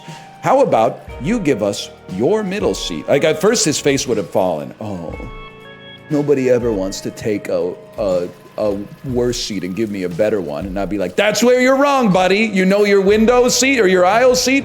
I got it wrong 2 times. You know your middle seat? We're about to turn that bitch into a window. Did I say window 7 times? I might be dead. Anyway, brain dead, that is. That isn't really how it went down. He went, oh, sure, that's okay. And I said, thank you. And then the flight attendant acted like that guy was the hero. The flight attendant went, thank you, sir. That's very nice of you. And I was like, well, really, if you want to get technical, it's really nice of me, because I just traded a window seat for a middle. He didn't really do anything. He inherited a better seat and gave me a worse one. So those should go, that credit should go to me. But then, who could have possibly predicted? The guy traded seats, got in the row behind us in the window seat, and then the dude who took the middle seat next to him was a total scumbag. He was listening to music the whole flight with no headphones, guy. It was crazy. I thought they only existed on buses and were like locked out of getting on airplanes. But no, he listened to music from his phone speaker for the whole flight. And during like the pre-takeoff ritual where they tell you how to survive the plane crash, the flight attendants came around and they were like, who's playing that music? I can't tell who's playing that music. And the dude didn't go, hee hee hee hee. You'll never know. He went, oh, my bad. And then he turned it down, and then he turned it back up when she left. Like, he's just a complete erosion of the social contract. Someone really should have spoken up and asked him to turn it off. But I had noise-canceling headphones, and so did everyone in my party, so it shouldn't have been me. Did you apologize to the switcher? No, but I did feel bad for him a little bit. Not too bad, because he got glazed by the flight attendants, but that's what you get, buddy. And to be fair, I mean, like, I was still in the AOE. If anything, he should apologize to me. He was in the most convenient position to say something. Airline's fault, not yours. There should be, like, a snitch button you can press on the airplane and just silently report breaches of etiquette to the staff. At least, I mean, I would have preferred the blender guy, because at least the blender guy might have like some margarita mix or something. This guy was just like, I couldn't really tell what music it was, so I don't think he could really tell what music it was. Maybe he was just so scared. He needed to listen to, it was almost like a white noise generator for a baby or something like that. I don't know. People without overheads should be able to leave first, and I would die on that hill. Well, here's the thing, okay? No plan survives contact with the enemy. We used to live in a world where people with connections would get off the airplane first. Now, I didn't live in the world for very long, but definitely I'm old enough that I've been on some flights where people with connections have gotten off first, myself included. Then I think they just gave up at some point because I don't know, we can't have nice things. Why are you booking such a tight connection? I mean, you know that like most people aren't booking themselves with an insanely tight connection, right? Usually like you book yourself with like a 2-hour connection, and then all of a sudden the airline is like, surprise, we rebooked you with like a 45-minute connection, and your departing airport sent us out like half an hour late, man. Like nah, nephew, you're blaming the individual for systemic problems. And one of the pilots could have had 3 bottles of tequila and a few grams of cocaine the night before the flight, and then slept for 4.5 hours after partying with the flight attendant. And then all of a sudden they're like, oh, this is air traffic control. Can you turn that bitch upside down? Can you turn that, hey, do a flip. Say it? Say what? I was drunk. Like that? I'm drunk right now. I said, God help me. I think it's kind of getting better. I know you're probably disagreeing. I think it's getting better. It is, librarian said it is. I'll be honest, I'm abusing, it's a tragedy of the commons situation. I'm abusing the pre-boarding procedure as well. When we travel now, we don't check our bags. And the reason I don't check our bags, I don't want to fucking wait at the carousel. We have bags that are like just borderline small enough to count as carry-on. And then they say anybody with car seats and strollers, you can get on after the people in like zone 2 or zone 1. We get on, we get to our seats, and we pack the fucking overhead fully. Sometimes our 3 seats take like, I don't know, 75% of one overhead.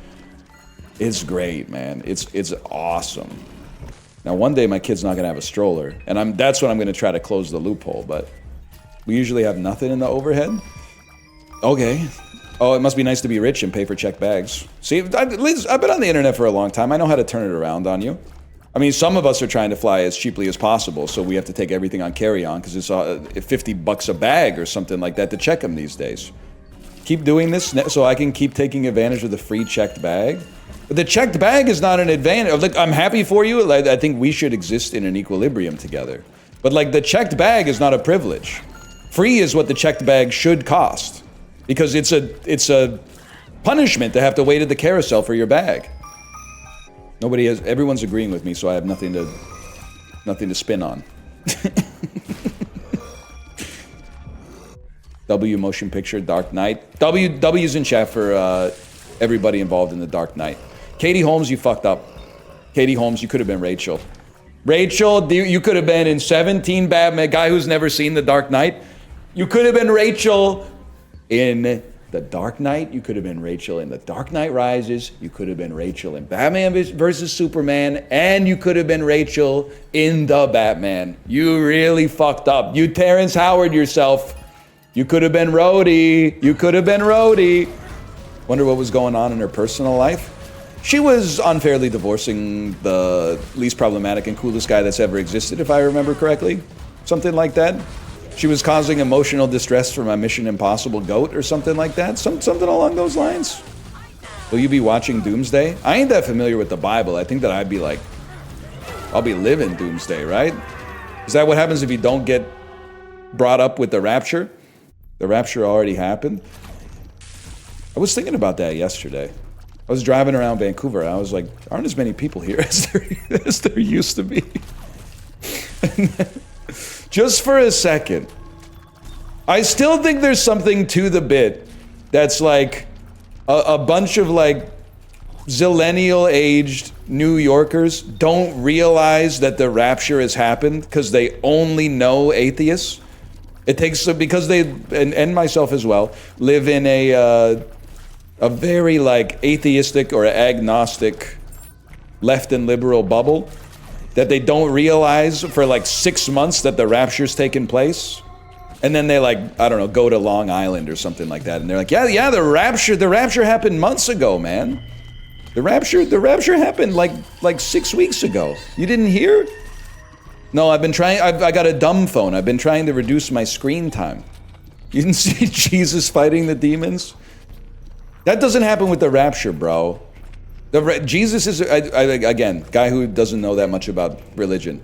Isn't the rapture, like, Jesus already came to save us, and we said, fuck that, and got him with the spear of Longinus, right? And then, like, the next rapture is like, he said, I fucking warned you, or whatever. You had your chance. No, he comes back again? Accounts differ. Ain't that the truth? That was probably the type of shit they were saying at Enron when they finally did that audit. By the way, I have to tell you, I changed while I was gone. I finally heard Shabuzi's Tipsy a Bar song. And after I heard it, I realized that you guys were right. I've actually heard it 100 times before I knew what it was. Is it and I'm using contextual knowledge here. Was it the one that goes, go ahead, pour another shot of whiskey. Everybody in the club getting tipsy. Is it that one? Yes, that's it. Yeah, I'd heard that. When I told you I'd never heard it, it turns out I actually heard it 250 times before I knew what it was. It's my wife's favorite song. Are you from the South, or is she just like aspiring to be a member of the SEC? What does that mean? Well, I grew up in like Ontario, which is not the American South. I grew up with a lot of people whose parents watch NASCAR and listen to Brooks and Dunn, and you know, they were like, I'd call them like aspiring Georgia Bulldogs or something like that. Who's Brooks and Dunn? No, man, nephew doesn't know my Maria. They weren't saying Roll Tide, but some of them did have like Confederate flags, which is like not funny, like troubling, but also really insane looking back that we were in Canada, man. And not even Alberta. Like, we were in Ontario. What are you doing with a Confederate flag in Ontario, man? What the hell's a polar bear doing in Arlington, Texas? How do you feel about California Girls? Also a bad song. You are old and stupid. So is Katy Perry, bro. So pick a side. Sorry, she's not stupid. She's dating a politician and she went to outer space. But she did also post a photo of her with a free Cybertruck, which is like, listen, that's really stupid. She should have known the climate wasn't right for that. The pre-links on her Wikipedia page include, this article's about the singer for the Israeli civil servant, see Katy Perry prison officer. Holy shit, that's good. I live in a mostly adless world. Okay, bugging John David Washington or Robert Pattinson or whatever. Can I say, I'm actually feeling good about my internet use. I think I've finally bucked the algorithm. And the reason I say that is because the ads have actually, like when I go to a blog, the ads have now regressed to like what ads were like in 2010. Like they're not trying to sell me poison or something like that. All of the, I swear to you, this is true. Look me in my eyes. This is 100% certified by real Canadian patriots. The ads are all smiling old men go, and the headline on the advertisement says something like, "You won't believe how cheap it is to get a one-day gutter replacement." And then I scroll down and there's like 3 articles, and then the next ad is like, "You'd be surprised how cheap it is to replace your eaves troughs." It's all like, I'm getting there, man. I'm breaking the machines. The machines are like, we don't know what the fuck this guy's all about. We don't know what to sell him. Yes, please, man. Yes, please. The first recorded joke from 1900 BC. Something which has never occurred since time immemorial. Semicolon. A young woman did not fart in her husband's lap. Okay, so I think, first off, that's fucking funny. I think to translate it for the modern parlance, I think he's saying women always be farting in their husband's laps. Is that what he's saying there? I will say, not to put too much criticism out there. I think they're a little heavy-handed with the introduction to the bit. He could just be saying, why do the hottest chicks have the stinkiest farts? It would have gotten like the same kind of spirit across with a lot less like caveats at the start of it.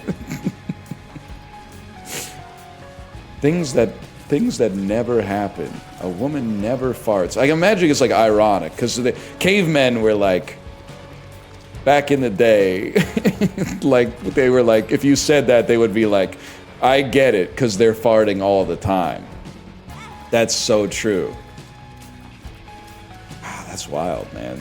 The first joke was misogynist. It's not. Make up your mind, man. It's not misogynist to say women fart. That's like biological. It's a joke about intimacy. It's a satire. They do be farting too, especially on their periods, right? Ladies? Any ladies in the chat? True. Man, make a joke, get a good pill. Yep, that's God's way of saying +2. Period shits. Yep. Love the Isaac streams. I'm eating Panda Express right now. Faint Bunny, you're breathtaking! You're breathtaking. I could go for some Americanized Chinese food, man. I was at my parents' house yesterday, and for some, you know, when the older people, they just be like watching stuff on TV, not really like really caring about what they're watching, just having some stuff on. So for some reason, my dad was watching like a WWE documentary about WrestleMania 1. And the way that, like, they had everybody from WrestleMania 1 as a talking head in the documentary. Rowdy Roddy Piper, Hulk Hogan, Mr. T, Cyndi Lauper was there. Like, they trotted out the baby boomer, like, pantheon of inassailable cultural gods, right? And they were, the way they were talking about, like, they were talking like they were exchanging war stories. They were giving like a play-by-play, and they're like, Rowdy Roddy Piper, Muhammad Ali was the referee. Ali tried to get the fight under control. He took a swing at him. If it caught him, that could have ended the fight right there. And the way they were talking about it, I had to turn to my mom and go, we know it's fake, right? Did they know it's fake? Because Hulk Hogan is talking like, I'm not saying he's not physically demanding to be in wrestling, but he is talking like he beat up like an enemy combatant in war. And like you got him in the 3 count, but like wasn't that shit? They preordained that shit in the back, right? They're still in kayfabe, but it's a documentary. The documentaries are kayfabe too. What the fuck is this, like a Darth Jar Jar thing? Like I don't get it, man. The old school guys never give it up. That's crazy. Do you think it's possible that it's like a Kevin Spacey, Frank Underwood thing where like they kind of just got stuck as the character and didn't know how to change? Oh no. You know, like like maybe Hulk Hogan was in character, or Terry Bollea was in character as Hulk Hogan when all that shit went down with Bubba the Love Sponge. And then like he just kind of got stuck as that guy forever. And like inside, like deep in the soul, it was almost like Terry was in there going like, let me out! Let me out! Like the Yeerk had taken full control of the consciousness or something like that. Undertaker should have played the Joker. It's so fucked up. What is the Undertaker doing with a podcast, man? Isn't he supposed to be like a zombie or something? Isn't he the devil? He's a scary guy, man. What is he doing with the podcast? You can't have the Antichrist reading out like, you know, ads for Sherry's Berries or whatever. That's Joe Terry. The Hulkster was riding with Trump, but Terry Bollea was a Kamala supporter. That's true. That's honestly, if you're a professional wrestler, I think you should get to vote twice. One says the wrestler, and one says the human being behind the wrestler. Absolutely, you should, and I should be able to vote twice as well. One says myself, and one says the character that has come to be known as Northernlion. What about Mick Foley? Maybe that's how Biden got all those extra votes. Maybe those were all write-ins from Mick Foley's various alter egos. Because he was Mick Foley. Who else was he? Wasn't he Buddy Love or something like that? Or is that the dude from The Nutty Professor? think Buddy Love, Cactus Jack, that's right. Cactus Jack. I'm pretty sure Buddy Love was the skinny Eddie Murphy from The Nutty Professor. My bad, guys, my bad. He was Dude Love, that's right. Who did Ed the Sock vote for? I gotta know who Ed the Sock voted for. I know he's very anti-Trump, which means he probably voted for Mark Carney, if I had to guess. He voted for Rob Ford. He is a Torontonian. You gotta. I'm not. I don't know. Maybe he had what the city needed. Faint Bunny, don't push it. Okay, you got. You struck gold with the Panda Express. Now you're asking me if I use shampoo. Okay, let's. Sometimes you just gotta take 2 points and not try to turn it into a win streak. Is a 9 out of 10 better than a 4.5 out of 5? Yes, a 9 is better than a 4.5. I don't know how to explain it. It's just the vibes are different. The vibes of a 9 and the vibes of a 4.5 are different. I'll repeat it again. That's right, a 9 could be a 5. Dolly Parton. Dabney Coleman. 4.5 gets rounded down. No, I don't think so. Because of a 4 and a 4.5, there's a big gulf. Something like a 2 and a 2.5 are very close together. A 4 and a 4.5 are very, very far apart. Which is why out of 10 is better. We need to go back to the system of rating video games, where like 20% of the score of the video game is based on its graphics, and then maybe like 30% for its gameplay, and then maybe like 15% for its sound or something like that. Another 25% for the value. And then, of course, you got to give it a little bit, like maybe the remainder can be tilt, which is the score that you wanted to give the game anyway. Out of 3, bad, average, or good? No. Because art is not like a buyer's guide. There's no buy, rent, skip coming this way, because there's a lot of I mean, some media is just better than others. Some of it deserves more flowers than others. I'm sorry to say. As we all know, I mean, some movies are bad, they're poor things, and some movies are good. Puss in Boots: The Last Wish. Wouldn't really be fair if we just said, hey, these are both skip it's. Leroy movies. Bro dropping wisdom while he beats up a room full of poop. That's what it's all about, man. I mean, not to be too heavy-handed with it. You ever think about how we're all making shit in our bodies right now? Kind of crazy to think about. Like, people will be like, ooh, I don't want to get close to that. That's poop. Buddy, you have, well, I know, that's complicated. Would you say you had poop inside of you if you have poop in your butt? It's in your butt, but your butt is kind of like, it's kind of outside of your body, weirdly enough. Because it's a tube that connects, like, air to air. It's very complicated. What do you mean by that? Well, like, okay, just bear with me here. Your gastrointestinal system runs from your mouth to your butthole. It's kind of like a tube that goes, the tube goes inside of your body. But if something is in that tube, is it not outside of your body? Like, that's kind of, I mean, I guess no, because there's a sphincter that contains it, which I suppose would make it interior to you. But if you don't think about it too hard, then yes, it's outside. Your kidneys are pissing into your bladder right now. Freaky ass islets of Lagerhans. Yeah, also, I got some good stories, some of which I got to figure out how I'm gonna tell. My daughter she's demonstrating a little claustrophobia lately, which is fine because she's 5. And also, as she's demonstrating this claustrophobia, I'm realizing that it's because when I was a kid, I was also scared of like everything. If my parents like left the room, I was like, oh my God, I've been abandoned. Where are my parents? Etc. Etc. But then like I was scared of elevators, and I thought it was because when I was a kid, my dad jumped in an elevator and I got stuck in it. But now that I'm seeing my daughter be scared of elevators for also no reason, I'm like, nah, there's some genetic, a gene gets expressed when exposed to elevators in an environment that makes you anxious of them for some reason. But anyway, so I got to apologize to my dad. I don't think he actually gave me elevator PSD. I think it's just like built in. One thing that she's been paranoid about is, and it's weird, but she's also 5, so have mercy, is bathroom doors. So she doesn't like to have a bathroom door closed or a stall closed because she's worried that she won't know how to open it, even if I'm in the bathroom with her. Now, we all know this is an irrational fear. You open the door to get into the bathroom, you can open the door to get out of the bathroom. You just do the same thing like in reverse. So I'm always telling her, it's irrational, don't worry about it. Here, I'll show you. Dad, do you know how to open this door? Yes, I'll show you. You slide the lock to the left and then push on it. You turn the knob and the button lock pops out and you just pull the door towards yourself. I'm very supportive about it. I tell her, there will never come a time when you get stuck in the bathroom.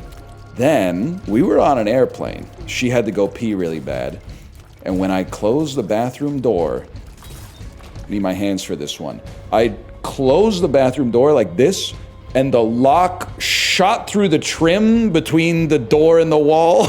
And like, it popped out like the vinyl trim on the wall.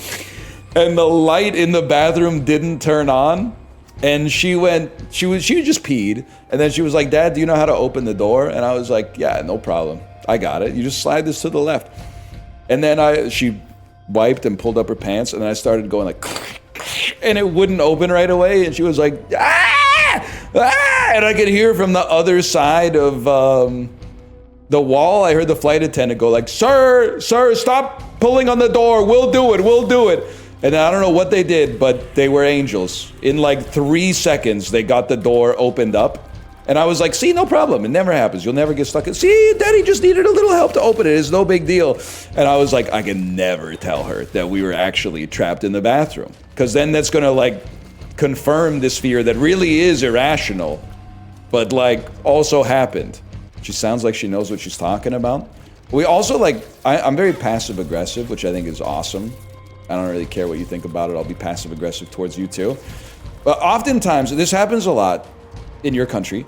I go into a bathroom stall with my daughter and there's piss and shit in the toilet. And I'll say something out loud like, oh, I guess the guy that was in here 10 seconds ago didn't feel like flushing.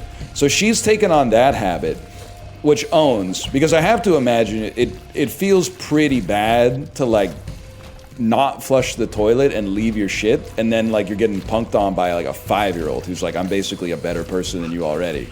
So I feel like I'm doing my own part to like better society there.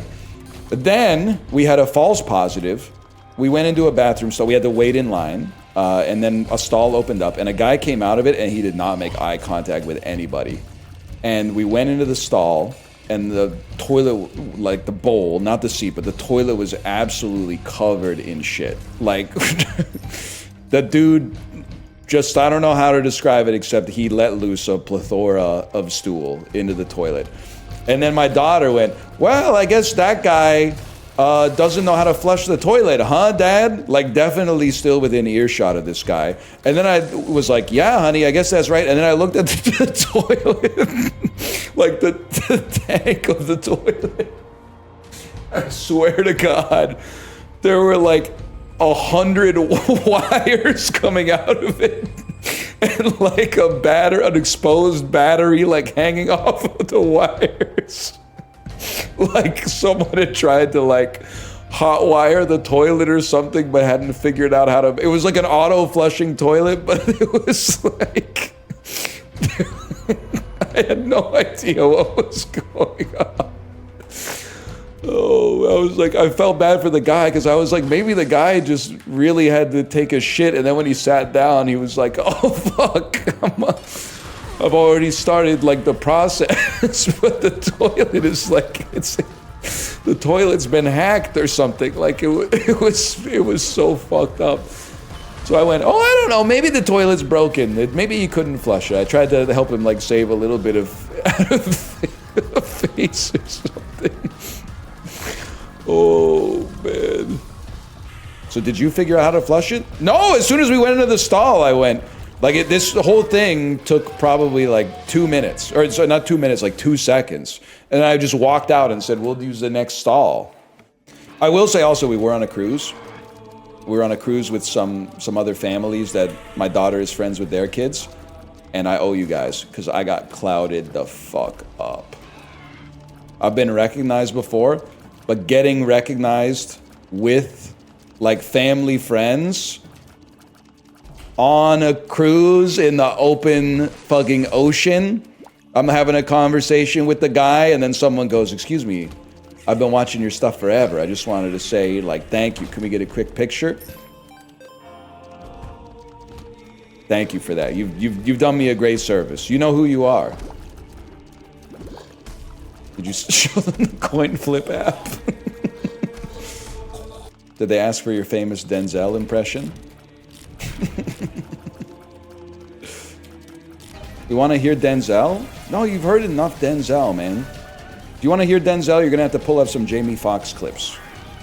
He doesn't say, I'm drunk, Chipley. Oh my God. First, you pretended to listen to Gaucho and didn't.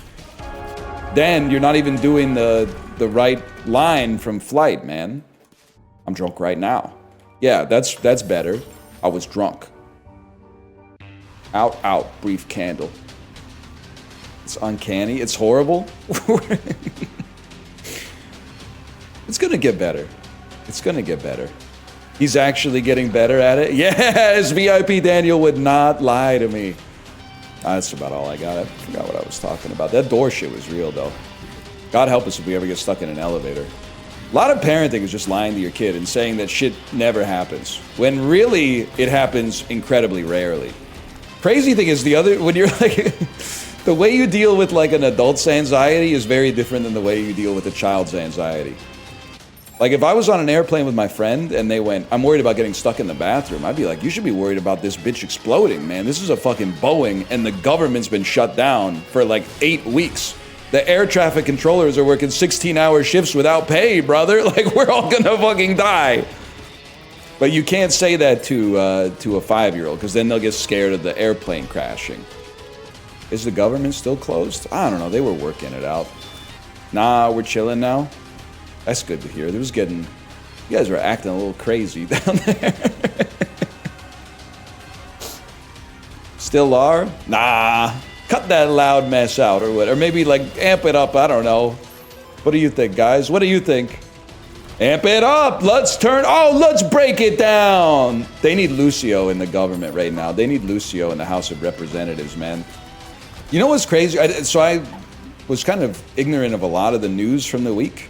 I did see, like, once I got back, I started seeing, like, some of the Epstein stuff.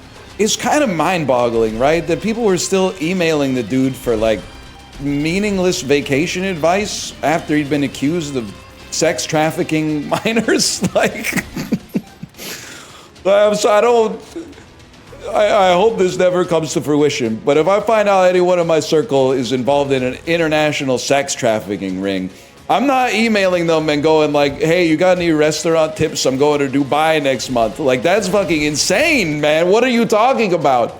You can't be emailing somebody like that for shit like that. That's out of control, man. And also, I'm sorry, this is just the emails that I saw in the Globe and Mail and a little bit from Defector.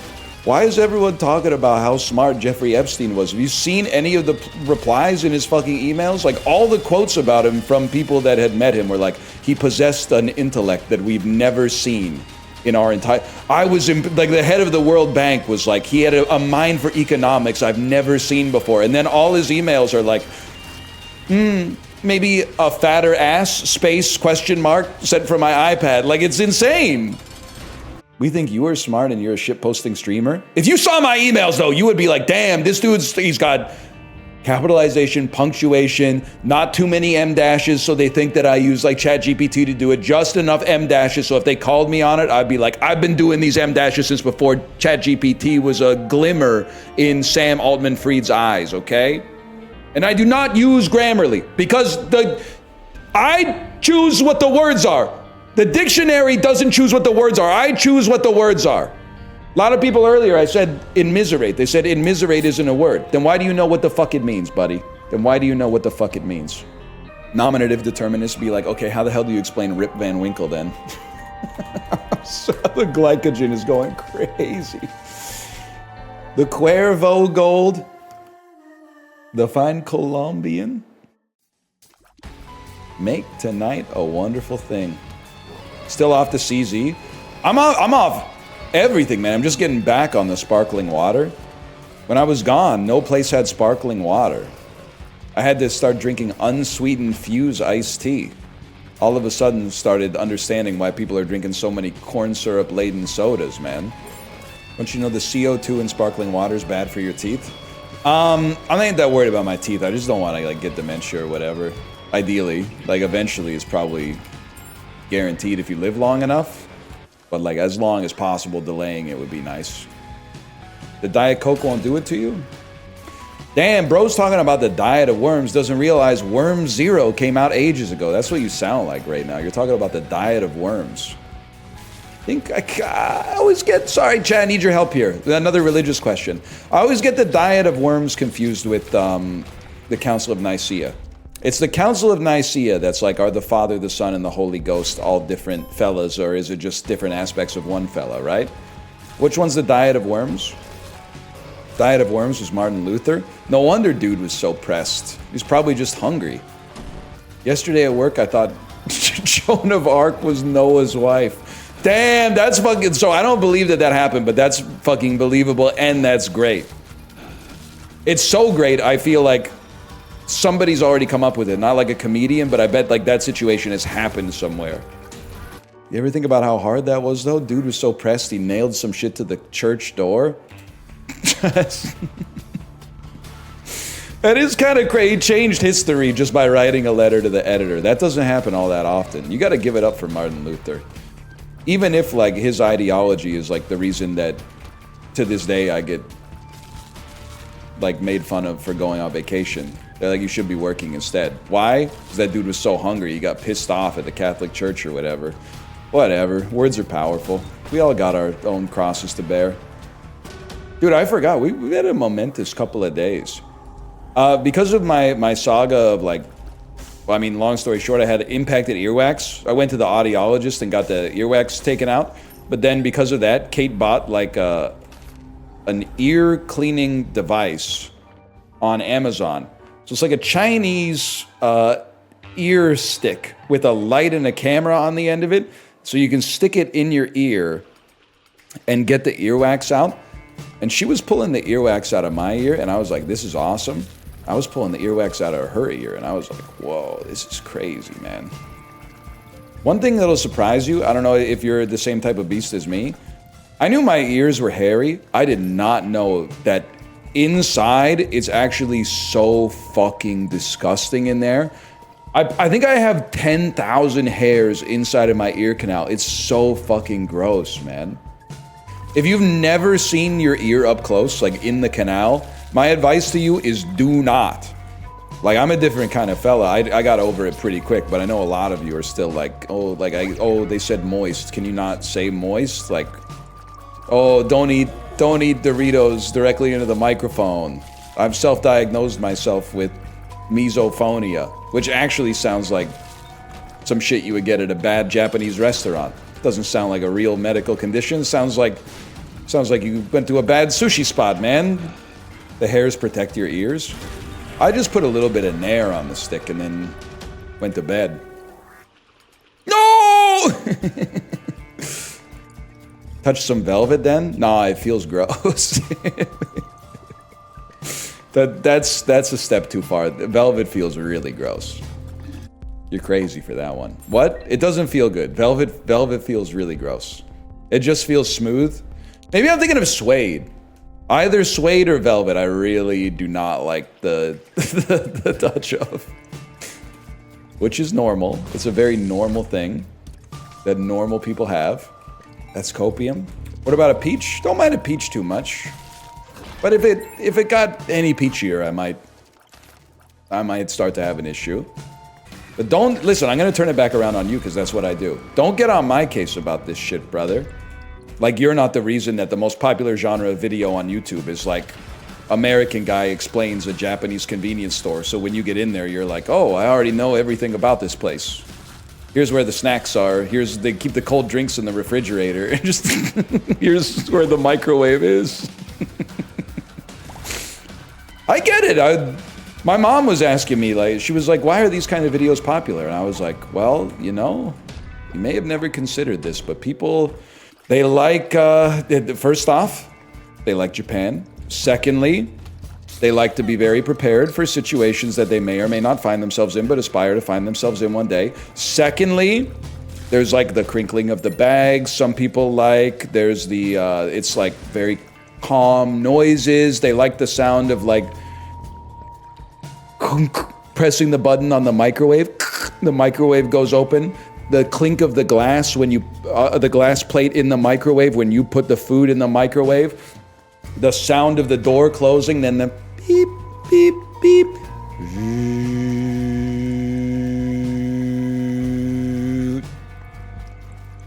Beep. And they like someone in subtitles saying, careful when you get the food out of the microwave, it might be too hot. Some people are into that, man. Not me, because I'm normal, but should make a microwave ASMR video. I can't handle the Japanese konbini videos, man. I'm sorry. I'm gonna make enemies, it's not fair. But when they eat the food and they're like, it's so good, I'm like, no, it's not, man. No, it's not. I've eaten it. You're glazing. Why are you glazing this garbage? The onigiri is good, okay? The onigiri is good. When they buy like the prepackaged like corn chowders and shit like that, and then act like it's like a fancy restaurant or something like that, I'm like losing my mind. I'm like, I've had it, man. I've had it. It's bad. Draw the line just below you. That's my goal, man. That's my main goal. You're more American than most Americans. I don't know about that. Guy at the Salt Lake City airport, when he found out I was Canadian, he asked me if I ever seen South Park where the heads don't attach to the necks. They attach like at the mouth instead. And I was like, yeah, I've seen it. That's kind of a crazy thing to say to someone when you find out where they're from, though. As like the first thing. I do also have to say, and this is not an anti-American bit, but it's really funny, okay? There were two, because we were waiting to get on the airplane. We were sitting at the gate. There was an American group, like friends, that were across the gate from us. And they were talking about how they were going to Vancouver to get on a cruise, right? Which is common because we have a cruise terminal. Because unlike Utah, we're adjacent to the ocean. And we have, I know you got mountains too. I've seen them. We have them as well. But regardless, they were talking about how like they're excited for their cruise. Oh, it's fun to go to Canada. They didn't say anything wrong, okay? But where it gets funnier is that when you arrive in Vancouver, there is a... You're gonna think that I'm making this up, but I swear. They were like in front of us when we left into the arrivals part of the airport. And there's a sign that says all departures. And it has a Canada and a US flag on it. And they were arguing about whether they have to go there. And I could hear parts of the argument. And they're like, well, we're getting on a cruise. So I think like a cruise is a departure. So I think we have to go there. And then the other dude was really trying to make his case that was like, I think it's just if you're getting on an airplane that you have to go through that. And then they were like, it says all departures. Like, what does all mean to you? And then in a way, in a Don Norman style way, I was like, I actually see their point, but I was laughing. I was like, I've been here before. You don't have to go up there. I'm departing too. I'm leaving the airport to go to my house. Should I go up there? Hang on, this could be good. Serious question, why is a chat for a streamer that I guess is in his 40s full of people that talk like 6-year-olds? All the I can't pog, etc. I'm 40 and enjoy watching you, but your chat is very old. Or very odd, you said. Very odd. Shut up and put the pogs in the bag, Unk. Millennials do love to talk like that, though. They do love to say so. I'm enjoying the content, but why is he wearing a collared shirt? Does this make sense to anybody? Takes one to know one, and buddy, trust me, I am one. With a capital O. In his 40s is diabolical. I actually don't take offense to it. It's crazy. People in their 20s look better than people in their 30s. But if you've been outside, people in their 40s are kind of hot these days. I think it's like in your 30s, I don't know what's going on. Maybe like the early 30s, they're suffering from like the vape addictions and stuff like that, a lack of free time because they're part of the, you got to hustle, especially right now. Peak stress because your kids are young, you don't have enough time to do everything. People in their 40s seem like they're kind of holding it together, man. Not universally, but I honestly, I take it as a compliment. The only thing nicer was if you'd say, you look like you're in your 50s. I'm hoping to peak in my 50s. 60s, that is probably a little naive. The milk starts to curdle eventually, but I look better now at 40 than I did in my 20s. Didn't I tell you to put the pogs in the bag blindsided? Doing a lot of relating for somebody who should be putting the pogs in the bag right now. Oh, he does it at BTTV, so he thinks people are just typing. No, the typing is an encode. It's an algorithm that allows people to encode their emotions into a single picture, much like language has allowed us to encode complicated ideas into a relatively compact form with words and sentences and sounds and stuff like that. No wonder you're confused. You really are 40, man. In my 30s, that wouldn't happen to me. I would just get better at Twitch TV, I think. Although it did take me like 10 years to do it. But that's because I thought it was a Chrome extension that was going to like steal all my data. Kay was talking to me. She was saying, here's what she said. She said, I read online, or maybe she heard it, the thing that Gen Z hates about millennials when they type is that they don't send like one big message if they have a lot of, like a message to send that contains multiple ideas. They don't send one big message. They break it up and send it in like 20 parts. And I said, that makes sense to me because I do that, but I'm not gonna stop, and I'll tell you why. Because talking and text messaging both require spaces sometimes to let a sentence breathe, okay? If you're typing, there's a rhythm to conversation, I'm trying to say. If I'm typing, and you see that I'm typing, because every app is like, the unk's still typing, and you put in like a line to react to a message that I've said, and then I get annoyed with you because I'm not done talking yet, that's the same way it would happen in conversation. You've interrupted me. I put one idea there, you're supposed to sit with that idea, you're supposed to let it percolate a little bit while I'm typing the next idea, and then it's all gonna flow like more naturally as a result. You're not supposed to react in media res to every single message. You're supposed to wait until the logical conclusion of the idea and then you butt in. Yeah, but one notification versus 20? You have notifications on? Who's the boss? You or the phone, bro? It's the phone. I guess it's not even like a gotcha, but like, I mean, it's me too, but like, they all get bunched together anyways? That's what I'm trying to say, man. Plus, I don't really want to like send someone a text and then like they open their messaging app and there's a fucking like huge essay in there, because I know how it is. They're gonna read the first line, then they're gonna read the last line, and then they're gonna decide if they want to read it all. No, man, I'm gonna give you one taste at a time, and then eventually you will have accidentally read the entire thing. Because there's some shit that, like, you know, my parents' generation does in texting that annoys me. The ... dots when they just want to ask me like what we should have for dinner this weekend is crazy. But I don't think they're gonna change. You know it's the ... If something here's something that I think we can compromise on.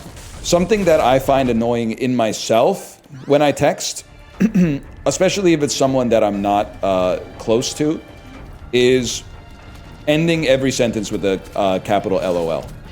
If I'm talking to not a close friend, but like a new friend or an acquaintance, every second message is definitely ending with capital LOL.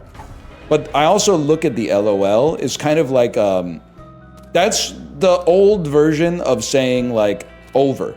Like it's your turn to now respond. That's the ham radio, like, I've made my joke, I've hit the tennis ball, it's going back over the net, and you can choose how to reply. I think it's analogous to human communication. Parents do treat the text as a preamble to a phone call. You're not wrong about that. Every time I text my dad, he calls me to respond. That would work on me. Nah, I'm just being weird. That sucks though.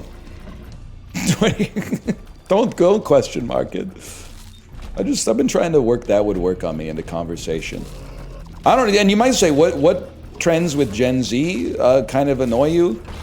I don't know, man. I don't want to like be a virtue signaler, but I'm not really engaged in too many text message chains with Gen Zs. Like I know they're like 25 right now, but I got no business talking to them. I mean, I guess maybe like if I was selling my house or something, my realtor might be like 29 or something, maybe. I don't know. What about Chibli? Chibli, I love Chibli. He's my favorite Australian. Chiblee is. I think the shine is off the rose of no capitals ever. You don't have to text with perfect grammar. I don't think that really matters. But the deliberate artifice of backspacing a capital letter at the start of a sentence to replace it with a lowercase, that might be the Gen Z like text vocal fry that I'm starting to find. What I'm going to say is I'm not going to say that I hate it. What I'm going to say is I'm going to say that I hate it because you've been criticizing me, so I'm going to criticize you. A lot of us have no autocorrect. Okay, just learn how to talk, I guess. What is this? Librarian, why are you dropping an Instagram reel into chat?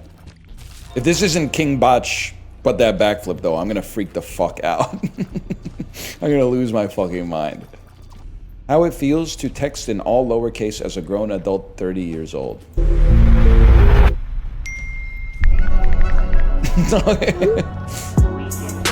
All right, that is kind of sick. This is the you've never seen such a hungry guy as well. That is really good. Will you be home for Thanksgiving? Love you. Might pull up. I'll let you know. Damn, that is good, man. That's some good stuff. I knew you'd love it. It's pretty good. The benefit of not being on social media is that I only get the you don't want unfiltered stuff, man. I want the filter. The raw algorithm is too much for a fellow like me. I much prefer the filtered algorithm as sent to me by Chiblee and Librarian. Married, almost 30, no social media. Is it over for me? No, brother, it's just beginning. I think it's just like, that's the dream. I know I say this all the time, it's annoying. And also I'm like peddling the drugs. So like, it's even more annoying. Every time I'm out in Gen Pop, I can't believe how many people are tanking YouTube shorts to the dome like 24/7, like at dinner with their families all the time. It's crazy, man.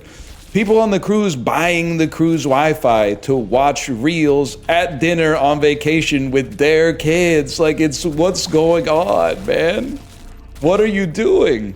It's diabolical. What's fucked up is that it's normal, man. Like, it's normal in the sense, I mean, it's weird, but it's normal because so many people are doing it. And I know I say it all the time, but like, people have very strong opinions on like what kids are doing with their time online. But then like, it's way sadder to me when like an old person is watching YouTube shorts, because I'm like, you should know better, man. Like when I see a kid that's only eating chicken tenders, I'm like, yeah, you're 8. That's what you do. But like when I see an adult that only eats chicken tenders, I'm like, buddy, you have gray pubes. What are you doing? Yeah, you ate? I bet you did. Chicken tenders. Okay, that's pretty good. I'm an adult, I can't eat what I want? Well, you should know what's bad for you, man. I think like, you know, it's probably not 100% analogous that like eating birthday cake for every meal is like as bad for your body as watching YouTube shorts is for your brain, but like you gotta know that shit ain't good for you. Like you're actively microdosing stupidity and like getting angry about some shit that happened in like Philadelphia when you live in Ohio, which I think it might be next door. So maybe that actually could be relevant to your day to day. I gotta imagine the map of the United States right now. Like TV is not great. My dad was watching an episode of Hudson and Rex yesterday. I was like, what the fuck is going on? It's a show about a cop who has like a dog. The dog's his partner. They set up a bait car so that they could find out who's been stealing all these cars. Bro, put the dog in the car. Why the fuck you leaving your partner in the bait car, bro? That shit is designed to be stolen. That just seems like horrible police work. And then they stole the car, they put the dog in a damn shipping crate and sent it across the ocean. Hudson, that's just a dereliction of duty, man. That dog's supposed to be your partner. It doesn't make any damn sense. The dog's gonna lead them to the site, you just don't get it. I mean, the dog was multi-talented, but he is not good at getting out of the bait car before they load it into the shipping container and put it on the tanker, man. Like he's got a very limited skill set. I thought Hudson was the dog. You thought on a show called Hudson and Rex, you thought that Rex was the man. Then Hudson was the dog. Are you fucking with me? Could go either way. No, man, Rex is like top 10 dog name. Top 10 classic dog name, Rex. Rex, Fido, Rover. I know. Millennials, we would naming our dogs like quesadilla and shit like that. Bacon grilled cheese, whatever. I'm talking about old dogs. Hudson's number 2? No, it's not, bro. Kids are named Hudson these days. The number of Hudson, Jackson Rileys I encountered on my voyage. My dog is going to be 18 in February. In time to vote in the midterms. That could be a huge asset. Wait, what kind of dog is it? What kind of dog do you have? Fuck, 2X bully? Shit. A mega terrier. I was telling Kate as well. I think, honestly, there's a lot. I have a limited breadth of knowledge, which is a erudite way of saying I don't know much about dog breeds. I think if I'm being honest, I bet I couldn't accurately name 15 breeds of dog.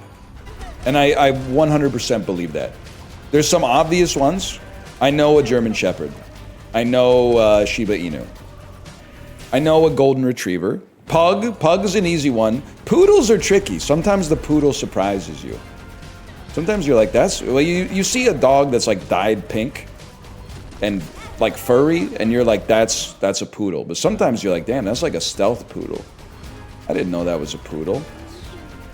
Chihuahua was very easy to identify in the 90s, but there's a lot of smaller dogs now that I think I might consider to be like Chihuahua adjacent.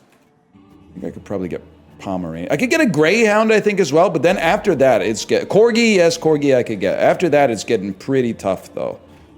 Doberman, I'm gonna be honest with you, I don't think I could get a Doberman. Sight unseen, at least, I'm not 100% confident I could get a Doberman. Wow. So, am I a fucking joke to you? No! All right, nut up, buddy. Here we go. Ready? Can you name these dog breeds? There's 36 of them. I think you might be an Akita. Oh, maybe I'm the best, man. That's a fucking Chihuahua. You are the dog that Mary's roommate had, and there's something about Mary. I think that's a Shih Tzu. Oh, shit. That's a fucking Shih Tzu? I thought that was like some kind of collie. The hell are you, man? You're a Doberman? That's a border collie. I genuinely do only know that because of Apollo. Damn, that's a beast right there. Are you a Rottweiler? That's a Rottweiler? What are you, man? God is my witness, would not even know what to guess, unless you are a German Shepherd. But I think I always thought a German Shepherd was like it's not that pale. So I'm not going to guess it because I think it's unfair if I get it. I was going to say that you were a pug, but now I see that there's a pug here. So I know that you are an English bulldog, maybe. You must be a golden retriever. That when I was a kid, that was dog number 1. You're a whippet. You're a greyhound. I've seen you before. I do not know what you are. I don't think this should count because I didn't get it right. Similarly, like these two shouldn't count because I got them wrong. I don't know what you are. I was going to say Shih Tzu again, which I think is fair, honestly. You're a bloodhound? That's a German Shepherd, okay. The fuck are you, man? Are you a Great Dane? I might be the goat of dogs, man. That's Samoyed. What the fuck? That's the same dog. You're a Chow Chow? You're a beagle? Wait, I know way more dogs than I thought I did. You're a wiener dog. What are they called? Like a Pfaffenspots or something? Dachshund? I already did Dachshund, didn't I? I did Doberman Pinscher. So wiener dog.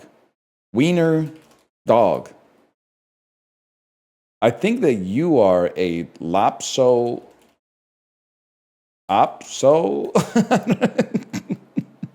Poodle. I see poodle in there.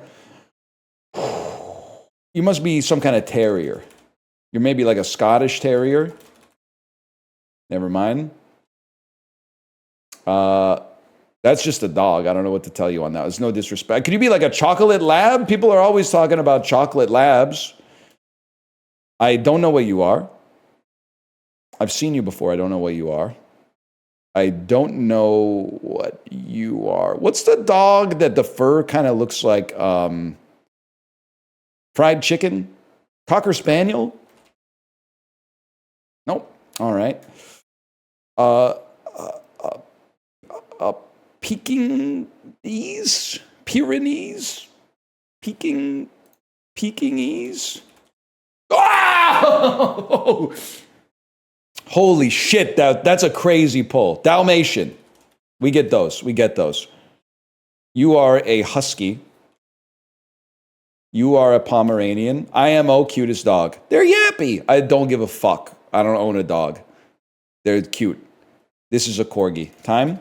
23 out of 36. What did I miss? Australian Terrier.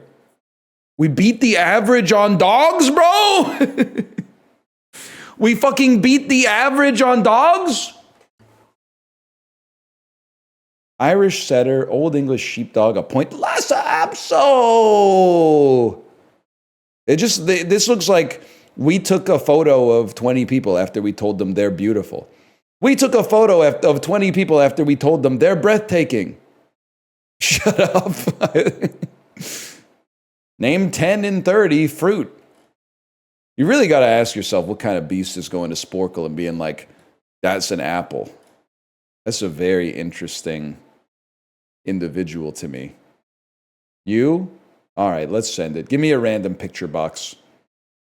All right, I'm going to send you over to my wife's stream. I'll be back tomorrow. Good stream. Maybe it's time to delve into some new domains and leave the Isaac behind a little bit. I was in Vancouver this past weekend through SLC, actually. First time in 6 years. Love your city. Thank you, Unfit2. You're breathtaking. Did you take the fuck-ass Embraer 170? Where you look at your boarding pass and you're like, damn, I'm in seat 5A. Love being close to the front of the plane. Then you realize you're in the back row. I felt like I was being flown on Mr. Beast's private jet or something. I like that plane. It's Canadian, I think, maybe. Embraer. Aerospace Corporation from multinational Brazil. Well, I'm sorry to say it's actually multinational. And the CEO is named Francisco Gomez Neto, which could be anywhere. He could be from anywhere. All right, Brazil. I didn't know, man. I wouldn't have been so scared if I knew the plane was Brazilian. I thought it was Canadian. I thought maybe that shit was made by Bombardier. My hands were getting a little sweaty, to be honest. I could have just chilled out. Anyway, see you tomorrow. Later. Probably. I hear the rice cooker going upstairs. We probably got time to play some Bandle. Rice cooking deserves a tasty rice. Do, do, do, do, do. You know what I'm talking about? REM poster? The washed rice in the basin, heating up so slow. Cook it with pressure so the water goes. Every molecule soaks into a grain of rice, and it gets so much softer. Rice cooking. Cooking up that rice. Dinner's coming soon. That song is supposed to be Night Swimming by REM, but with the lyrics changed to be about rice cooking. Why is your REM also Belle and Sebastian? We should be so lucky. That'd be like, Judy cooked the saddest rice. Cooked it in a pot when she was young. She couldn't afford a rice cooker. She had to cook it on the stove for once. Judy never ate her rice except when she was eating. Sorry.